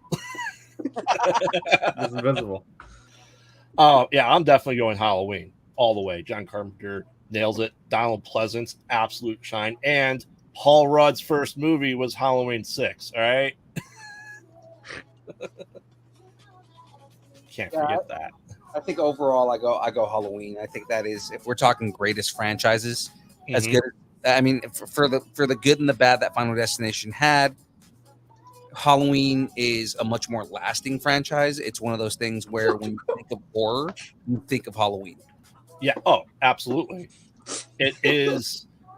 Black Christmas was the godfather of slashers, but Halloween became the template, the standard, right, of slashers. Roll a D2. So, Christy, other one for you? Any? Sure. Which one you pick? Like the thing is that Halloween, like there's that like nostalgia thing because that was what I grew up with. But then in the adult phase there was Final Destination. But as I said, I'm not a big horror movie genre. I mean, although it's weird because how well I've kind of kept up with like what's going on. But the premise, I think, of Final Destination, I think now people might want to hurt me because it's like, well, Jason Voorhees. Okay, great. I'm not saying that, or not Jason Voorhees. I'm sorry. Michael Myers. Oh my God, my brain today. I'm sorry. This is why I should fund soon because it's like my brain is just all over the place. But Michael Myers, I mean, he has his own genre, but he came from a genre that was popular in the 80s of slasher and all that. And of course, he's carved out his own thing. But Final Destination, I mean, you can't go wrong with death coming after you. But I would say that I want to throw another one that is actually pretty good, which is Event Horizon. Now, that is an underrated. Ooh, good. Event Horizon was confirmed that they went through the Cenobite hell. By the way. There you go. Well, I mean, you kind of saw like the engine that was powering it. It's like it's sort of Cenobite-ish, but it's not a cube. It's like a sphere with the two rings. Oh yeah, yeah. They said Sam Neill became a Cenobite. That was probably like, even though it's not Sam Neill that plays Pinhead, but it's sort of like a Pinhead-esque character. Yeah. Yes. All right. So you're saying Final Destination. So surprisingly, Final Destination with all 5 movies beats the one with like 80. What? Final Destination just beat Halloween? Yeah. What? Yeah. That's an upset. That's a huge upset. All right, so the next one, I'm just going to say I know what everyone's voting for because it is. I'll say Wonk. What's your vote? Because if you vote Halloween, Final Destination still wins. So, but your vote counts. Yes, it all counts. It all matters. All right, so we're not skewing it at all. No. There is the Purge series. Okay. Versus the one that if you disagree with, you're getting permabanned, Evil Dead. Oh. Okay. So I'm going with the No. No, it's Evil Dead, obviously. I don't know, Phil. What do you think my vote is? I think yours is The Purge. Of course. What else could it be? Because famously, everybody knows you have a pig with the flag on your left temple. Mm-hmm. Mm-hmm. I think The Purge was a good idea because it's like, like crime and everything went down. Just have 1 or 2 days where people just kill the living shit out of each other and you're fine. Yeah, but then 2016 to 2020 happened and we got The Purge in real life. Yeah, which didn't quite work out that way. No. Yeah. It actually just burned out more of the shittier neighborhoods anyway. That's what kind of ended up working out. It's like, oh, we burn down and destroy the rich neighborhoods. It's like, well, that didn't happen so much. It was usually like the crappy neighborhoods that still got the brunt of it anyway. Oh yeah, Right. It's like Yes. there's no Say Yeah, Wong, justice here. what's my reasoning for Evil Dead besides Bruce Campbell? It single-handedly pioneered the indie horror films. Yes, it did. And it was also ridiculous as hell on a bad budget. Like the Oh, budget yeah. was shit. But which, it's like which adds to it. It adds to the charm. They Yeah. didn't do it to make money. They did it to tell a story and to make a movie. And That's how you should do it. And without Evil Dead, Sam Raimi would never become a name that he did to make Spider-Man. So, no Exactly. Evil Dead, no Spider-Man. Exactly. So, yeah. So there's an that's obvious your one. reason for your vote, say Wong. Phil, what's your vote? I mean, I go with Evil Dead because I mean, no, but I mean, in Interesting. reality though, because it's kind of like I like the Purge. I do. I do actually like the Purge movies, right? They're interesting movies. It's an interesting concept. Of course, you have all the shock horror inside of it. You know, just kind of, and there's a lot you can do with that concept in that universe because you can basically do whatever the hell you want in those movies and call it a Purge movie. But Right. with Evil Dead, I mean, you really only need 3 movies, and the campiness of it, along with just kind of like the high level of horror, taking the concept of, you know, the Deadites themselves are like just kind of like these demonic, monstrous things that are like not necessarily zombies, but I mean at the same time it somehow still lives in the zombie genre. It's like it's great, you know. Yeah. So it's like, these movies are amazing, and then of course, like I mean, you cannot beat. And this is going to be coming after your own heart here, but you cannot beat Army of Darkness with fucking Ash and his and going back into fucking medieval times and with his chainsaw arm and shit. Like, come on, man. Yes. Boomstick. Yes. Oh, and the boomstick, yes. And the Mhm. chainsaw hand. You got to do the chainsaw hand. Oh yeah. Yeah. The I mean, Purge between has that. a, Go on, sorry. oh, sorry, We got say a better story. Hold on. Mm. I actually like, I mean, if you got to compare Evil Dead with The Purge, I just like the Evil Dead because it was ridiculous. Oh yeah. Yeah. Yeah. No one's going to be talking about The Purge 40 years after it's made, Mhm. and still clamor for a 65-year-old man to play Ash Williams. No one's clamoring for these people to reprise their roles 40 years later from The Purge. Right. It is a classic for a reason. And Say Wong says we better off without the Spider-Man trilogy for some reason. Woo! I'll take. Yeah. I mean, Look Say at- Wong's known Look for at hot. this. Look at this objectively. I'm listening, Say Wong. I want to hear your objectiveness of studio making money versus people making a movie to make a movie. Let's hear your objectiveness of it. Right. Filmmaker, Look at this actor, objectively, but we're Phil. No. What about Phil? What? I did nothing, Nothing. which is also why I'm in trouble because I did nothing. I want to hear Say Wong's argument. Say Wong, try to sway me. Try to sway me from naming my kid Ash Williams like I did 8 years ago and having half a horror sleeve of Evil Dead. Did you name your kid Ash? Seriously? Ash Oh. William. Ash Williams, that's hilarious. Because he was born on Bruce Campbell's birthday. Nice. Well, okay. That makes sense. Exactly. That makes sense. It's funny because like Sergio Aragona has like actually started CAPS, the organization that I am a part of, Comic Art Professional Society. So Sergio Aragona has like started along with Mark Evanier and Don Rico. Mhm. So for some reason, something just had me like look up Sergio Aragones. I met him a few times. He's a very nice guy, by the way. He has the same birthday as me. We're both born on the 6th of September. I was like, That's really cool. okay, Cool. yeah. I like Say Wong's reasoning. Well, how long ago was Evil Dead's last movie? I'll answer that right now. March.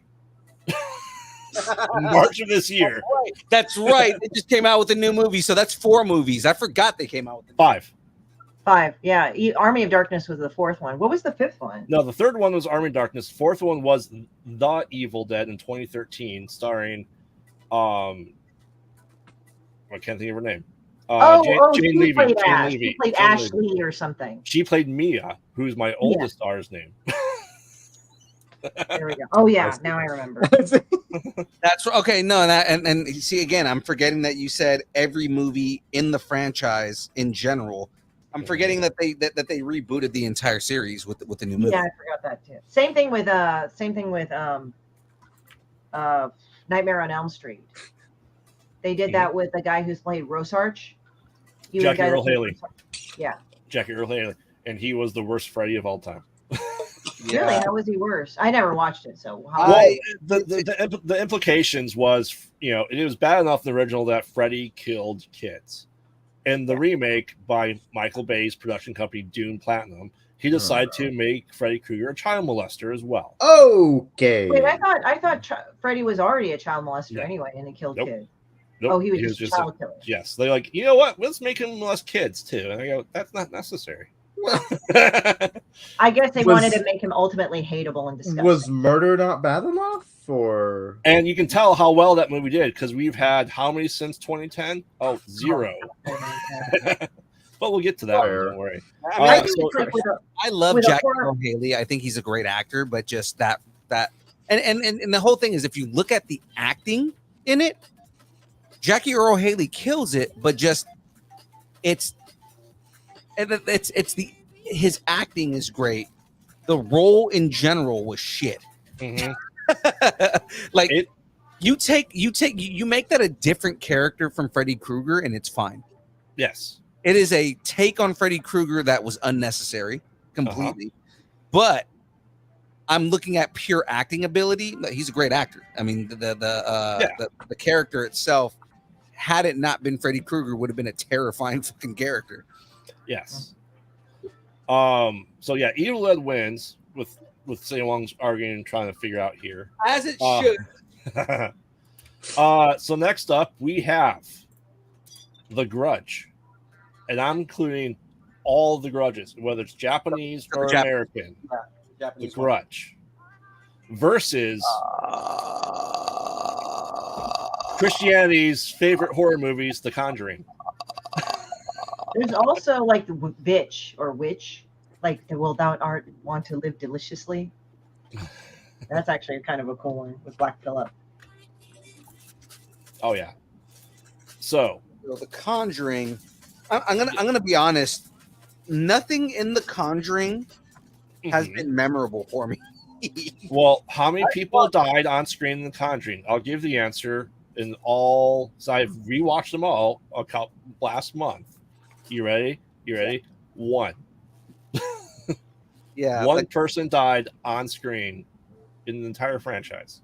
There's no. I've seen all the Conjuring movies. Nothing in that series is memorable enough for me to be like, oh, this is a memorable franchise. Aside from The Nun, which is more so because what they introduced that character in the third movie, second movie. Yes. It's like because and it's not because it's there's anything particularly memorable about her. It's more that she's just fucking terrifying looking. Like she's just a scary looking character. Well, if you went to Catholic school, I'm sure it would have hit you guys more. Well, I was raised Catholic, but my problem with The Nun, and they essentially had the Rogue One problem with Vader, is in the Conjuring universe because I watched The Nun 2 when it came out. So The Nun is this unstoppable demon force that kills people and takes a lot of damage and lots of stuff to defeat. In The Conjuring 2, they go, I know your name. You gave me your name, demon, and it's Valak, so therefore be gone. So I call it the Rogue One series, where Vader is a badass in the original New Hope, but at the end of Rogue One, he's even a bigger badass and then gets tame at the very end because it continues into a New Hope. Right. So like I said, Conjuring is the Conjuring universe is the only universe rated R for scary. Mm. It's not because of gore. There's no cussing. There's no nudity. It's R because James Wan goes, please make this R. And they go, okay. And it's for scary things. That's the exact reason for the R rating. That's great. That's Stuff that great. I guess is scary. I'm so scared. I'm So super startled right now. yeah. Shadu, what'd you vote for? Well, I've obviously seen neither of these. So, in terms of what I've read of The Grudge, and the fact that it's this whole thing is tied into this like kind of urban legends and mythology and all of that, Oh yeah. I am going to go with The Conjuring. I'm kidding. I'm going with The Grudge. So That is a fucking left turn if I know anything. Well, right, and that's the thing, and it really, I couldn't think of a better reason for these to accidentally get put together, because you have The Conjuring, which is the Christian belief system and what happens when you die, versus the Japanese belief system of what happens when you die, and both are believed by both sides. So I thought it was a great matchup. Yeah. Christy, Conjuring or Grudge for you? Oh man, they're both movies I haven't watched, but I would say probably The Grudge, because it's more of like psychological. I mean, yeah, they brought The Grudge like to America, but the initial like Japanese horror is very different. It's very psychological. Right. It's also often based on really messed up folktales. Like South Korea, they had Tale of Two Sisters, and I think Sarah Michelle Gellar did an American version. I can't remember off the top of my head, but Tale of Two Sisters is the South Korean one, and it's based off this fairy tale that's like this really fucked up fairy tale. It's like a mixture of Cinderella, reincarnation, aborted babies, and tigers ripping people apart. Yes. Good God. Okay. Sounds like a good story. Yeah, so Tale of Two Sisters, like that was from Korea, and then it came to, I forgot what it was. She was in it, and she had a sister, and she believed her stepmom was a piece of shit to her sister, but then you kind of wonder if it's all in her head and everything. Mm-hmm. What about you, young Phil? No hesitation, The Grudge. Good. Get rid of this $2 billion stupid ass franchise. I'm not biased at all. I don't know what you're talking about. Like I said, strictly because, like I mentioned at the top, it's not that memorable of a movie. No. It really isn't. All right, so The Grudge moves on. Frey, I don't think I said something bad about Rogue One. I just said it's the Rogue One problem. They made Vader such a badass at the end of Rogue One for him to essentially just then pick up people and choke them with his hand in A New Hope. Like I said, the scene was great for Vader in Rogue One, but it led up to a not as badass moment anymore after the fact. It's because he was older and his robot parts were wearing down. That's going to be my excuse. In the 5 minutes between the movies? 5 minutes. In the 5 minutes that are supposed to exist between the movie, yes, exactly that. Okay. Actually, the fan sprained his arm or something. The fan film of Vader and Obi-Wan, the remake of the fight. Oh yeah. Spliced everything in. Yes. That needs to be fucking canon. They need to that entire just take it as is and put and just insert that into the movies, because the way that was executed is like you take the modern version of Vader and you insert him into these movies, and like it was just, they need to do that. They just need to make it where it's like, all right, I get it. At the time, there was just they looked like two lazy old men trying to have a sword fight because they were told they're broadswords. Right. So they fought as such. They fought as they were broadswords, but now that you know that lightsabers are more akin to katanas, right? Yeah. If you redo it and you have this fight scene between Obi-Wan and Vader, the way that they did this video, I think that would be an amazing way to update the series. If you're going to update the series and do a special edition, make real improvements like that fight between Obi-Wan and Vader. Yeah. Right. Don't add a what are they called? The weird like Brachiosaurus looking thing in Mos Eisley. Mhm. Oh, the Ronto. Yes, Ronto. That's what I'm trying to think of. Yeah. Wow, this is not getting very spoopy anymore. This is getting more sci-fi and stuff. I know. I know. So the did you see the last episode of People, Ahsoka? dead I'm just people saying. blood. Yeah, let's get back into spoopy. Yes, Dead yeah, people really blood. spoopy. All right, next up we have Texas Chainsaw Massacre versus Nightmare on Elm Street. Oh, Nightmare on Elm Street. Oh man, Nightmare on Elm Street. There you go. I would say that Texas Chainsaw Massacre was more gory, kind of like the Ed Gein shit. You know, it kind of touched a nerve because it was sort of based in reality in terms of, you know, Eddie Gein, basically. Right. Because like when people walked in, like there's actually pictures of Ed Gein's like home. It kind of reminds you of that, and it's kind of Oh yeah. like somebody living in total utter squalor, but they have human body parts everywhere. right. And they eat them and they do very weird things with them. Mm-hmm. So you're saying Texas is better then? You like it better? Well, okay, so there's Texas, and what was the other one? Nightmare on Elm Street. I think they kind of had their own, like Nightmare on Elm Street was more kind of hokey, like it was kind of silly, at least the 80s one. Oh yeah. And it was ridiculous. And now Texas Chainsaw Massacre was kind of over the top, and later on it did get silly. But for the most part, it was like the initial one was just gnarly because it was just that weird 70s Technicolor and weird fucking editing and shit that just like kind of threw you into this other time space continuum of like mental state. Yeah. Because the Technicolor was just like the coloring of it was just like, and how they filmed it just was so insane. It was just kind of oversaturated your senses. Oh yeah, I agree.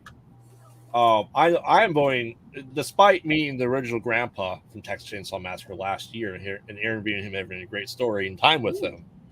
I am going Nightmare on Elm Street because, Texas Chainsaw Massacre. The first one was very, very serious and very, very controversial for what it did, despite no chainsaws hitting any bodies in the entire movie that you see.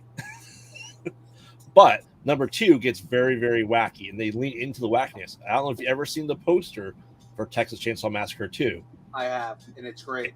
It is the pose of the Breakfast Club, but with the characters from Texas Chainsaw Massacre. Yeah, it's so good. Yes. All right, hold on. I'm looking this. Now, number 4 did give us. Oh, it's amazing. Yes, did give us Renee Zellweger and Mr. Arat himself, Matthew McConaughey. Fuck, I forgot Matthew McConaughey was in that movie. Yeah. Oh yeah. Remember, wealth of knowledge that's useless except for horror movies. So, young Phil, what are you going for? So I'm gonna again peel back a little bit of the of my kind of horror childhood, not really childhood, but kind of childhood. Texas Chainsaw Massacre was the first movie where I realized that horror movies are not scary unless you have audio. I watched Texas Chainsaw Massacre with no audio one time. Yep. As a kid, it was absolutely not scary. Correct. Because you can see any blood or anything like that, anything that you see in these movies, it's movie magic. Like 100%, it's the audio that makes it scary. Right? Like the jump scares and shit like that. So Texas Chainsaw Massacre was the first movie that pulled back the veil for me, and I was no longer, like I looked at horror movies for their technical magic more so than being scary movies, right? Yeah, that's pretty good. Right. So that's Texas Chainsaw Massacre for me. But Freddy Krueger is my gateway drug. Nightmare on Elm Street is my gateway drug. It was the movie that the film series that got me into horror in general, right? Right. Because it wasn't just this scary character. Like, I mean, you had Michael Myers, you had Jason Voorhees, but they were just kind of like silent, let me chase you with a knife guys. Yep. Freddy Krueger was quippy as fuck. He was just kind of like, all over the place with everything, and he was also scary. I also remember I want to say it was either the fifth or the sixth one, whichever one in the trailer, you see his hand walking in a church. Yes, right. It was either the fifth or the sixth one. both, because they take place after each other in the church scenes in both. Okay, so that was I vividly remember watching that trailer as a kid and just thinking, this is super cool. Right. So again, I have memories attached to both because Texas Chainsaw Massacre kind of gave me a little bit more love for special effects because I could pull back the veil and kind of understand what was going on. But as far as influential horror franchises for me in general, my vote goes to Nightmare on Elm Street. All right. That puts Nightmare on Elm Street in the win. There you go. Woo! All right. Awesome. All right. So next up, this might be a hard one. Leprechaun. I was talking about this earlier. Fucking love that movie. Me and Frey were talking about this earlier. Versus The Exorcist. Come on. Come on. I didn't watch either, but each of them have their own merits. I mean, you have Jennifer Aniston's first movie, Leprechaun. Versus, you're gonna tell me you guys didn't love Leprechaun in the Hood? Best movie ever. Well, but Back to the Hood. Back to the Hood. Actually, I liked what is it? Tales from the Hood. That was actually pretty cool. Tales from the Hood is an amazing movie, and I hated that they didn't make more of those. Well, what was funny is David Alan Grier. He was in Living Color, right? He always played the straight man in Living Color, right? Right. I know we're diverging a bit, but what I liked about him is that in this one he played a good villain, which was the monster. Yes, that actually was a really that one and the dolls, which were basically Puppet Master. But I mean, like, those two were the ones that I remember the most. And then the dude turning into the devil at the end of the one story. All right, so my vote is Leprechaun because it knew what it was from the very beginning and didn't change. And I vote against Exorcist because Exorcist is generally very scary if you're Christian. I'm not. Yeah. So not scary to me.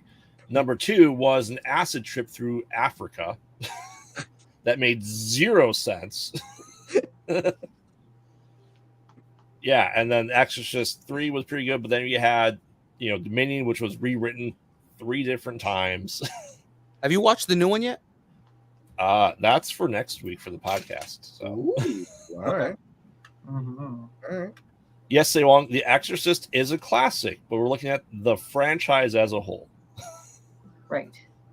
Yeah, I'm saying with The Exorcist, the director is a very odd person. Kind of crazy. Vote for The Exorcist if you are a massive fan of pea soup. Split pea soup. Split pea soup. I don't think I've ever had split pea soup, nor do I really want to. So it's good. I like split pea soup. I was gonna say I'm gonna give you my vote with a line from one of the movies. Okay. There once was a man from a cast. Oh man. His balls clanked together and sparks flew out of his ass. And as a person of Irish descent, I am going Leprechaun. That is the best limerick in the history of being written, and it being delivered by fucking Willow is the best thing ever. Oh, absolutely. Hey man, it's Common Network. It's great to see you in here. And mind you, when Leprechaun did go to space, he did have a lightsaber. Wait, he had a lightsaber? Oh god. It knows what it is, and it's amazing. So, It is. Leprechaun, I'm those there. movies were both terrible and great at the same time. Exorcist is one of those movies where it was like, I watched it, but it was like, okay, whatever. Me and my younger brother watched the Leprechaun movies over and over again. Like those, that was one of those movies where, like, you know, we had the VHS tapes and we would just play it again and again and again. And then we would just quote the fucking Leprechaun all the time. So going and we didn't get in trouble for quoting the fucking Leprechaun. So I'm going Leprechaun 100%, all in. All right. Awesome. Christy, did you say Exorcist or Leprechaun? Or I'd say Exorcist because I've actually am more familiar with that franchise. Okay. I said it's Exorcist is still voted to this day the #1 scariest movie of all time. It's been 50 years. I have known people that like. I think like I've heard reviews of the most current Exorcist, you know, the one that just came out, and they said it kind of sucks compared to the new one, to the old one, because the old one was that good. That's what I've heard. It's like maybe if it was on its own, it would have been decent, but it's like just because it was against the old one, doesn't compare.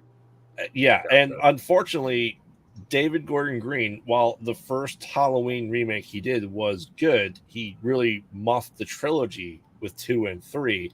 And I have concerns that he does the same thing with The Exorcist because he's also doing that. You know, we'll call him the J.J. Abrams of starting a trilogy and the J.J. Abrams of ending a trilogy. I'm looking at this one. It's like The Omen is better, Antichrist for the win, and I'm just kind of laughing because it's like, well, if they really wanted to go for the Antichrist, they could have just made her into a woman because, like, Christ was a man, you know, woman. I know in the Bible and Revelations it's not really that, but it would have been kind of cool if it did that because they could have mixed in the horror of Babylon, like they could have done that, and then like the Antichrist would later. There's a lot of mythology. There's a lot of mythology you could have gotten into if you wanted to do this right. To be fair with all of this too, just kind of agreeing with what Christy's saying, like just to kind of throw it in there, we're human. If you're gonna go with like religious stuff, humans don't know what the fuck is gonna happen. No. We can predict everything and all that. What's to say that the Antichrist isn't going to be a woman? Yeah. I mean, they do say the Antichrist is a man, but what if he transitions into being a woman or he merges to be the whore of Babylon? Okay, if you make it a transition thing, that's like a Republican's dream. Oh, yeah.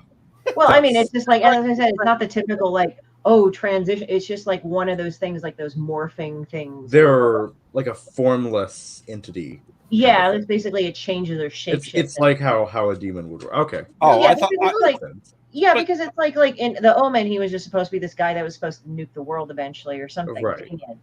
Which is okay. You know, the Antichrist technically is supposed to be a guy, but you know, the thing is that like, okay, but you have the whore of Babylon. Where the fuck does she come from? Right. So it's kind of like if demons can take any shape or possess anything, why not? And it's like, as I said, it's not that it was bad how they did it, but they did it kind of in one structured way. But like, what if demons are more fluid in the forms that they take? There are male and female demons, but you know, and again, this is beyond like any sort of gender or anything. It would just be like, okay, it doesn't matter to them. They're spiritual beings. It's like angels, right? From angels, right? And an angel can be whatever you want. You know, yeah. Like there are male and female angels, but they're really kind of sexless anyway because that's right. Their it's purpose. A formless, amorphous kind of. Well, yes, we saw how smooth Alan Rickman was down there in Dogma. I was. Well, I mean, like when you look at like now, the joke is biblical angels, like be not afraid, and you're like, oh, you know, like right, with really wheels within wheels with eyes and there was like there's seraphim, there's seraphim, cherubim, and then there's an archangel, and they all look slightly different, and they're all described differently, but they have eyes, right? And they're all these like eldritch beings.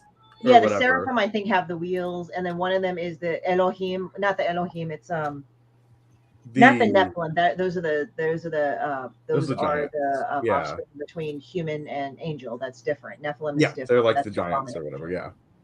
I think seraphim are the ones that are like made of fire or something. Yeah, like there's ones that are the voice, like the voice, right? And the cherubim are like the lowest ones, which are kind of the voice of God, but they're not really. They're just more of like the sub angels.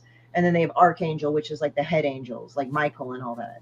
So the nice whole hierarchy. It's forms that they have. It's just all of this occult angelology and demonology is fascinating. Well, it's funny because I noticed like it's the archangels that appear human. It's not necessarily the Right. angels themselves. The archangels are the ones that appear human to us. Like they had, I think, Gabriel, the voice of God, appear to Mary for the Immaculate Conception. You had Michael appear a lot. You had what was the one that wrestled with Jacob? I forgot. Oh,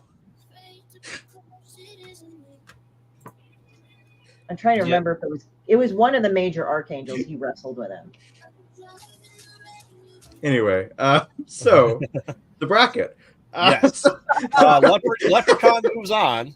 Yeah, we're talking about Leprechaun. Yes. Next up, we have Phantasm, which is, for anyone wondering, it's that orb thing right there that's in that movie that has spikes, tall man, versus Insidious. Ooh.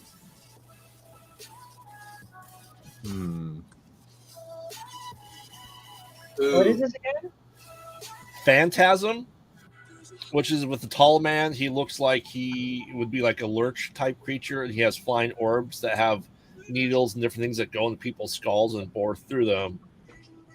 Versus Insidious, which is Patrick Wilson's other franchise that he does with James Wan for WB for Warner Brothers. Sure do. I've seen neither of these. So, what was the first one? The Phantasm. Yes. Okay. And I will let you know that Insidious in the franchise, one person dies on screen. Gotcha. Because it's also rated R for scary. I love when you do that, dude. It's rated R for scary. Oh, that was 100% the title of one of the Conjuring movies podcast we did, is rated R for scary.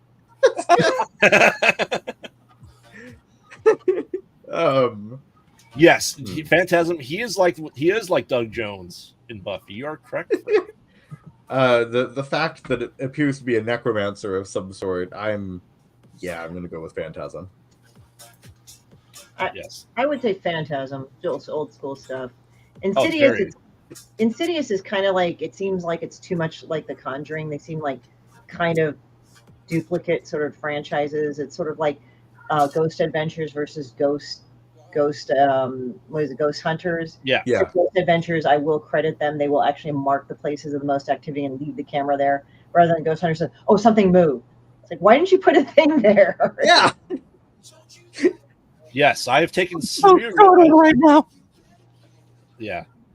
There was like a thing in Ghost Adventures where they had a prequel like documentary that started Ghost Adventures, and there were some things in that thing that like scared the shit out of me. Was like the brick like come moving. He's like, oh fuck!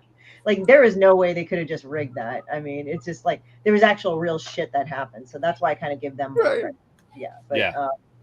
But with The Conjuring and Insidious, it just seems like too much of the same genre. Whereas Phantasm, it's like, why did he go around like killing people? Was it just like he was evil? It just seemed like he didn't want to be bothered. No, you didn't want to be bothered. But I mean, if you're going to be bothered, you might as well get people with a flying orb. Also, childhood memories, because we would make sandballs and throw them at each other and scream Phantasm. Yes, there you go. Young Phil.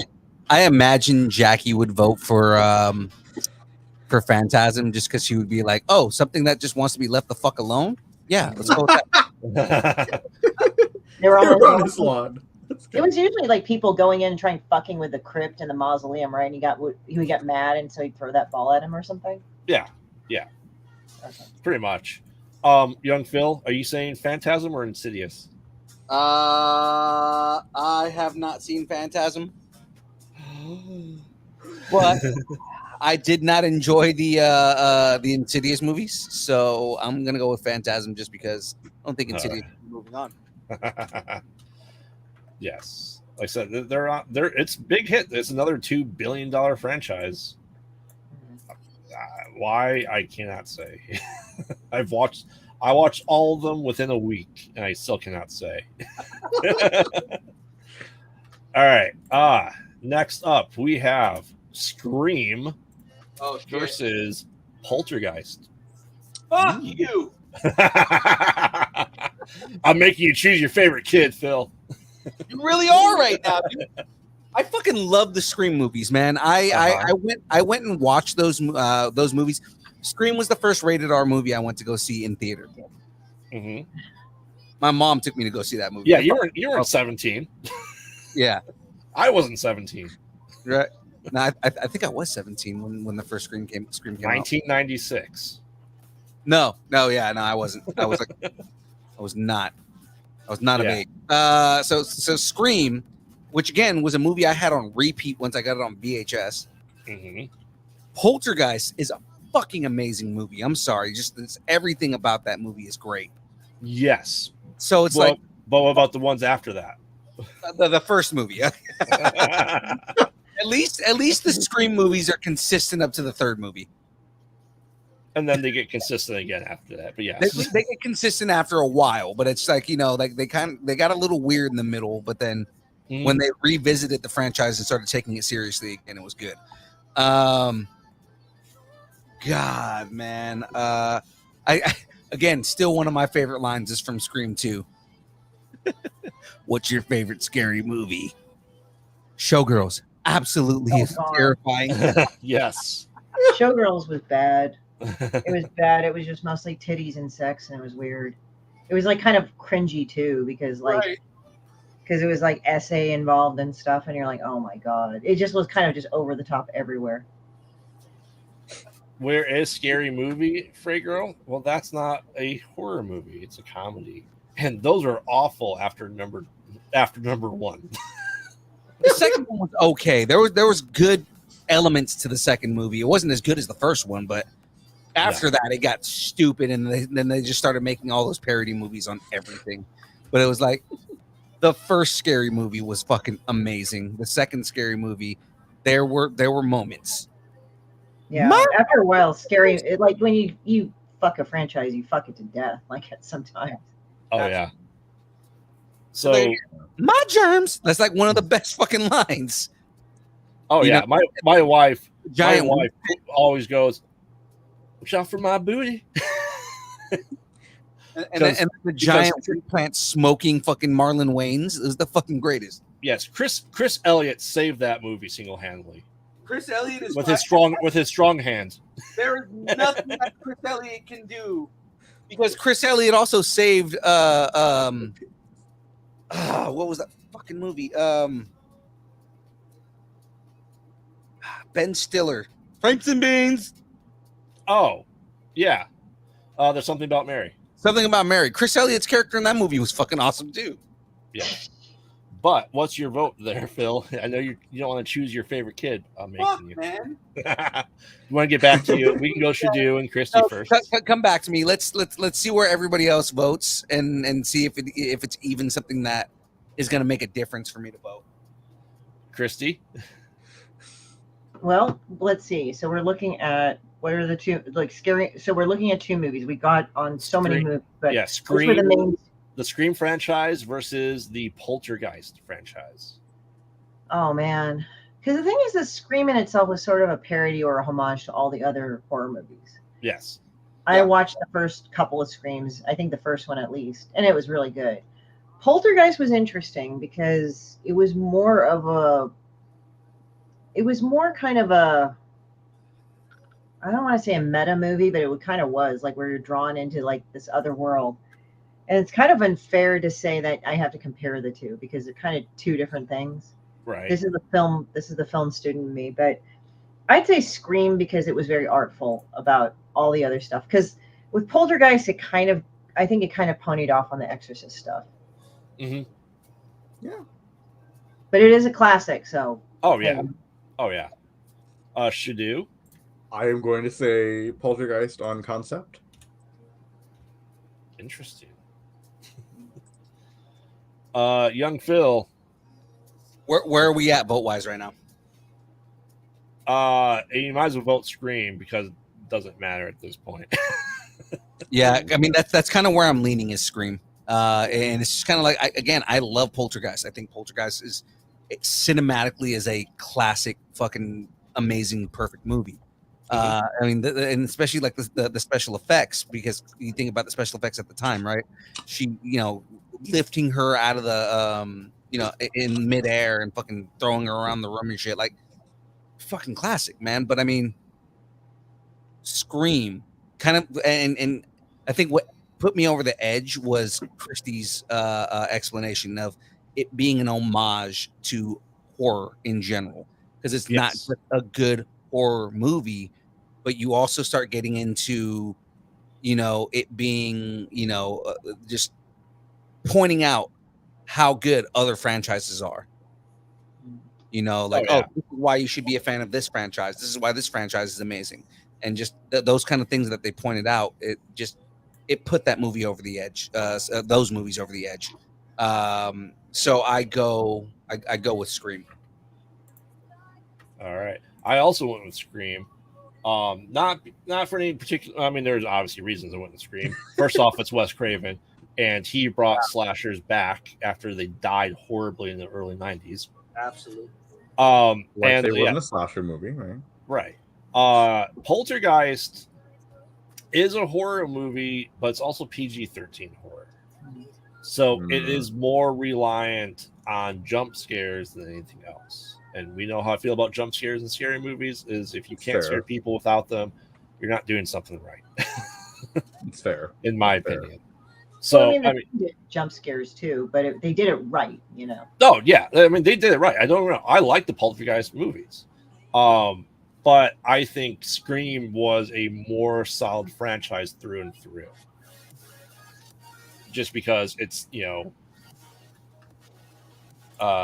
Scream did bring back the slasher film genre because it's Wes Craven, and they go, yeah, he started the meta of the slasher with A New Nightmare, and then 3 years later he did Scream, and here we are 27 years later still talking about making more Scream movies. And last Poltergeist I think was 2015, and we only had 4. So I think as a long-standing franchise, Poltergeist is going to be more memorable for younger viewers, especially if you saw it younger. But I just think after that it's going to be, Poltergeist led to cheap, unfortunately bad PG-13 horror movies in the late '90s and early 2000s. So, yep. So Poltergeist does win though. All right. So Phil, we're at the top of the hour here. Yeah, fuck, man. Yeah, 2 upsets this bracket so far. Woo. Wow. After all this conversation about Scream being a better franchise, Poltergeist won. Oh yeah. I think they had to give it because it's a classic. More of a classic than Scream. Oh yeah. All right. So to recap, because like I said, we're at the top of the hour here, Phil. Okay.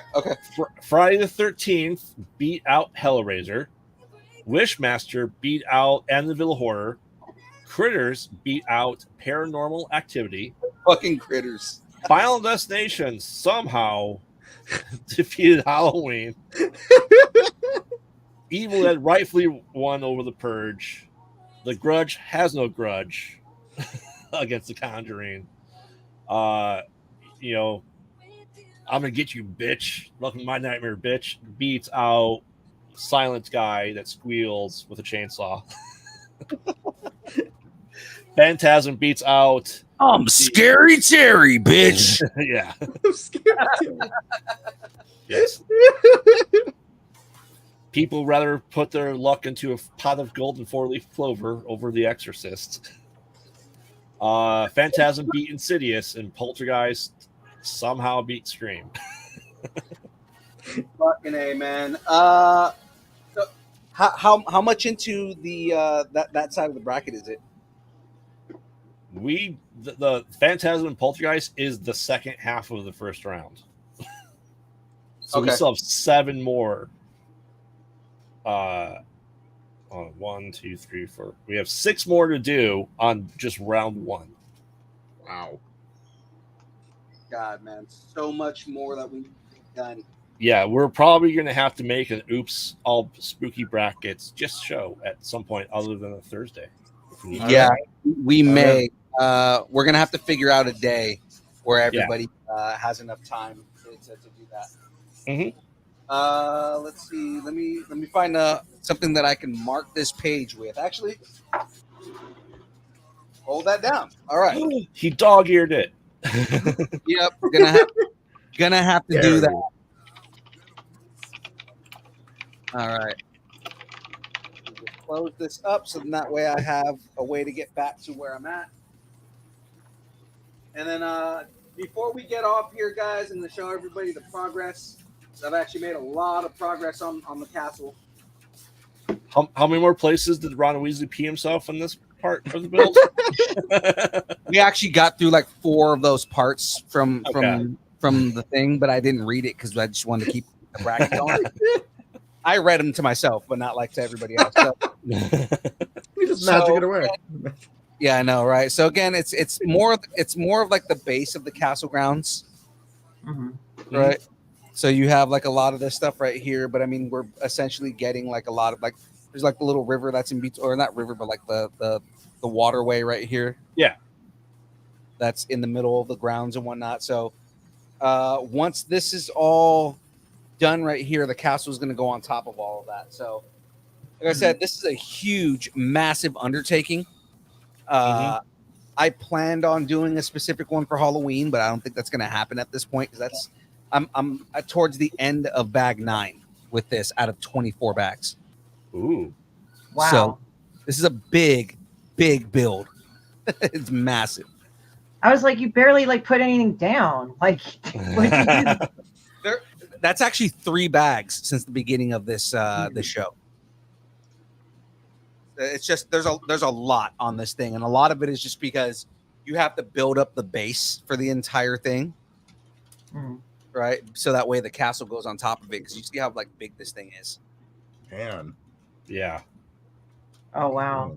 Yeah. I thought it would be way more massive, but I guess like it's like a lot of intricate little pieces, right? Right. There's also the smaller version of it. Oh my. There's a bigger one that costs like $700. Oh, I see.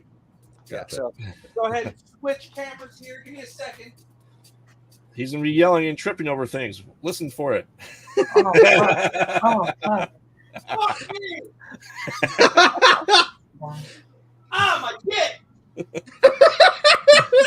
Ziwang is going like, you should make a bad video game movie adaptation bracket, and I'm We laughing my ass will say one. That's great. We have to get through our Say one. current brackets that we have. So We have bad a lot of video game movie adaptation. Doom is going to be on that because Oh, dude, you should do the one love where it. with what is it? Blood Rain with Yes. Kristen. Oh Blood god, I Rain heard that was so terrible. bad. Oh my god, that director, he's like a Swedish director, right? Like that. No, he was German. Uwe Boll. He did like all these terrible fucking. He like, always makes bad every movies. movie that he does, every video game adaptation movie that he does is fucking trash. You know why? Because it's a tax write-off in Germany. Right. No, I know. He makes a lot of like bad movies because of that.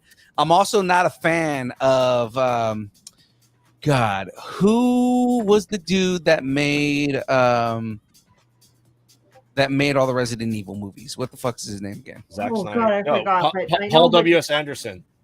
Yeah, Good. Paul W.S. Anderson. yeah, fuck him. You know, the thing is that look, they should have just made fucking like Mia Jovovich into Jill and left everything and just did it. That probably would have been better. Because Well, like the look, CG better movies of Resident Evil are actually okay. Like they're Right. actually good. The CG movies. Yeah. Like if you make her into Jill Valentine, that probably would have been better than this fucking shitty ass Alice character that had nothing to do with anything. And yet, when they make one faithful to the game, the fans bitched and moaned about that too. Well, actually, you know, the movies that were actually decent for video games was actually Silent Hill. Yes. Silent Hill was actually not bad because they actually got pretty close to what it should have been. Yeah. Other than the Mario movie that just came out, I heard that was actually just fun. Oh, I've watched that movie like 4 times. It is great. Oh, Well, okay. remember, I love bad movies. Yeah. And, there's one thing that Silent Hill did wrong, and dirty, they had Sean Bean and they didn't kill him. Well, you know. No, the Silent Hill movies are great. I love them. She kind of was. So Say Wong saying in the chat, wasn't Alice just supposed to be a gender bent Wesker? She was supposed to be like, her character is really, really, really based on Albert Wesker, and it's really bad. But then Albert Wesker comes into the story later on, and he's really bad. And it's really bad. The only good thing about Albert Wesker in those movies is that he looks like Albert Wesker. That's it. Oh, Yeah, they like he killed hands off. down Albert Wesker. If you look at him, you're like, They, yeah. I mean, yeah, like they killed off Carlos. They killed off all these other things. Like, what the fuck is all this shit?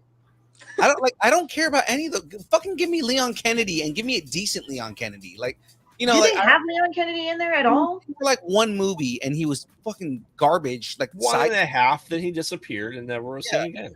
He was like a side character. Same thing with like we end up getting Jill Valentine at some point. Again, she's like a side character because they focused on Mila Jovovich because her husband made the movie. So it's like, hey, I'm gonna make this character. I'm sorry, I'm gonna continue going off on this shit, and we need to get the pluggable. So, what about Chris Redfield? Like Chris Redfield only appeared for a hot minute too, right? Exactly. Chris and Claire only appeared for like a second. Yeah.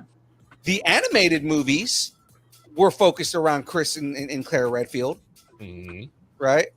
Yeah. But God, they're so fucking bad. I'm sorry, just everything about the movies are bad. We know what'll be on the bracket. Well, the thing is, like with Resident Evil movies, there's like this thing where how everything could be apocalyptic, but they won't make it. You know what I mean? Yeah. Like it could easily go to that. And like in the live action ones, they made it apocalyptic. It's like, well, you fucked up everything now.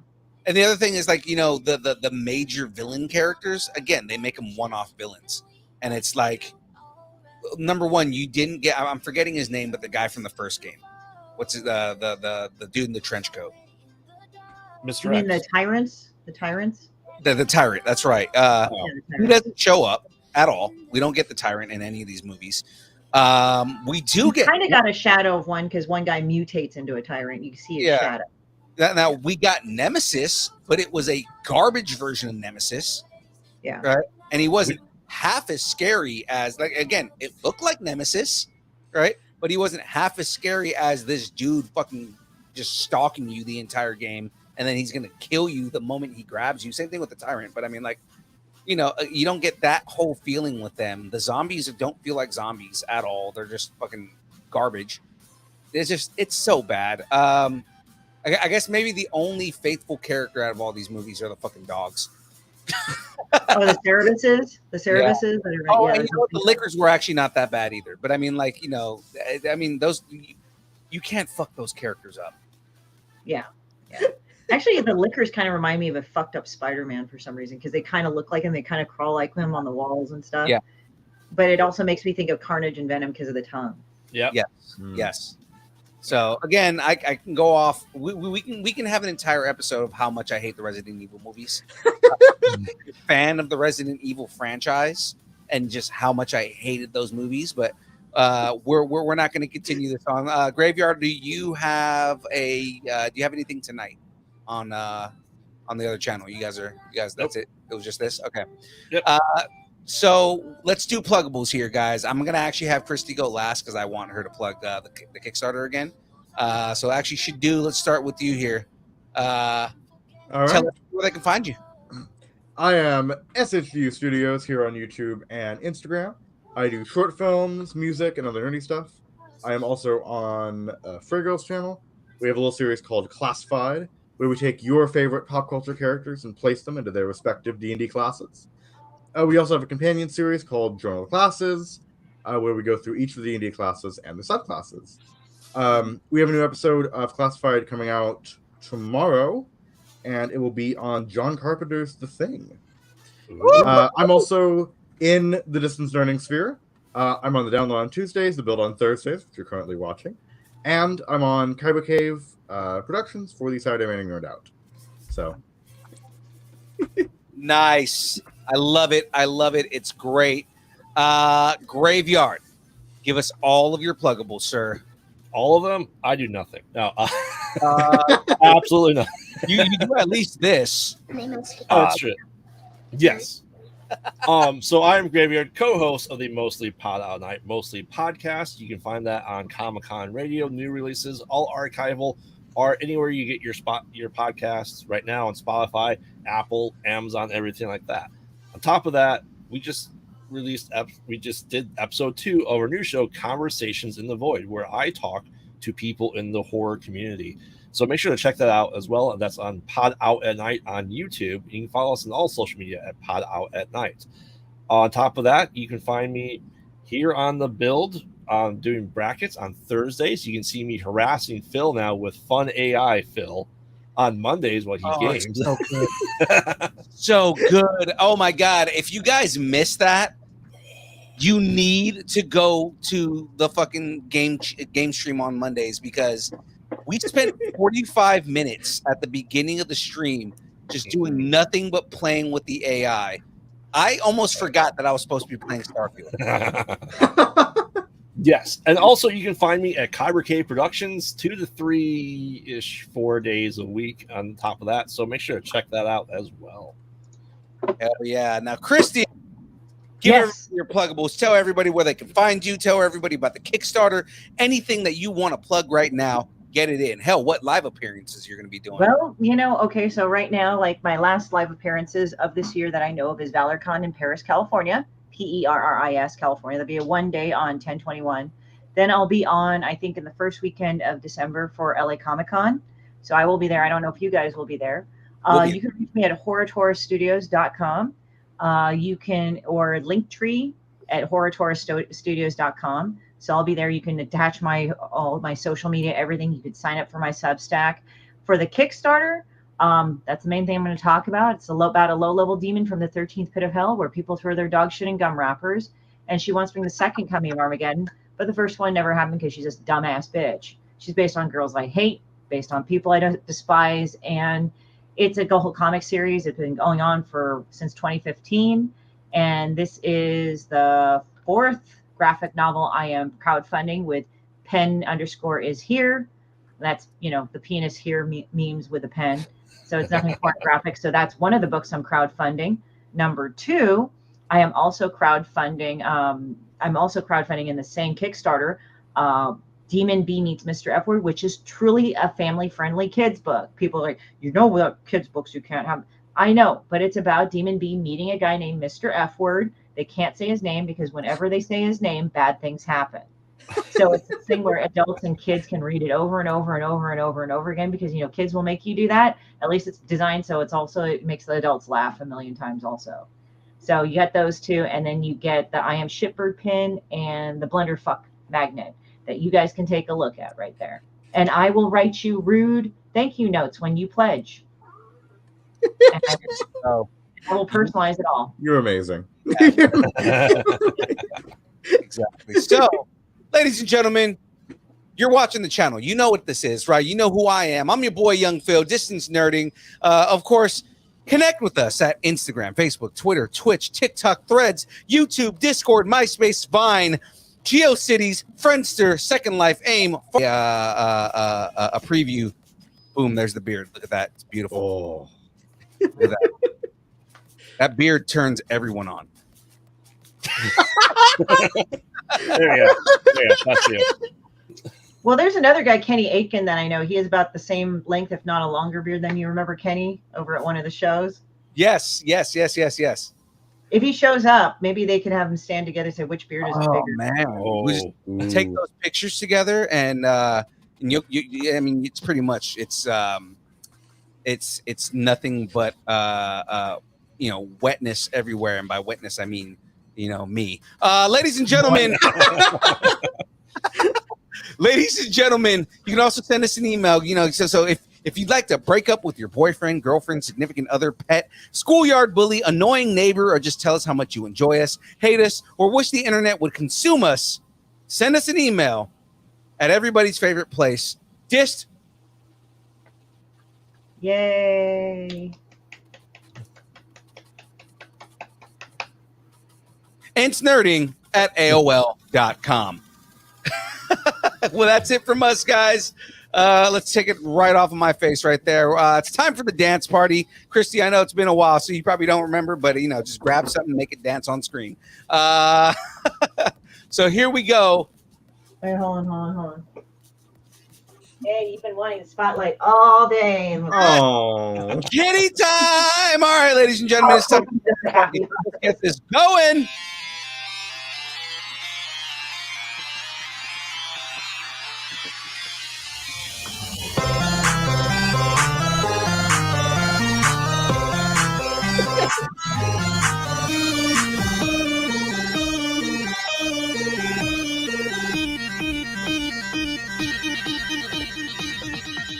Distance nerding.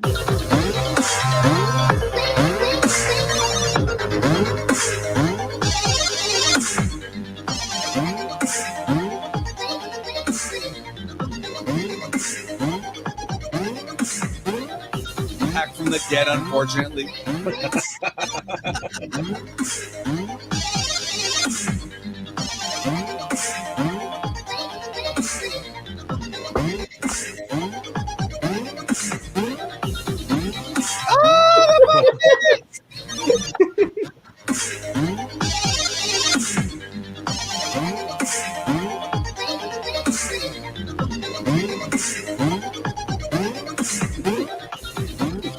I'm the not so spooky guy.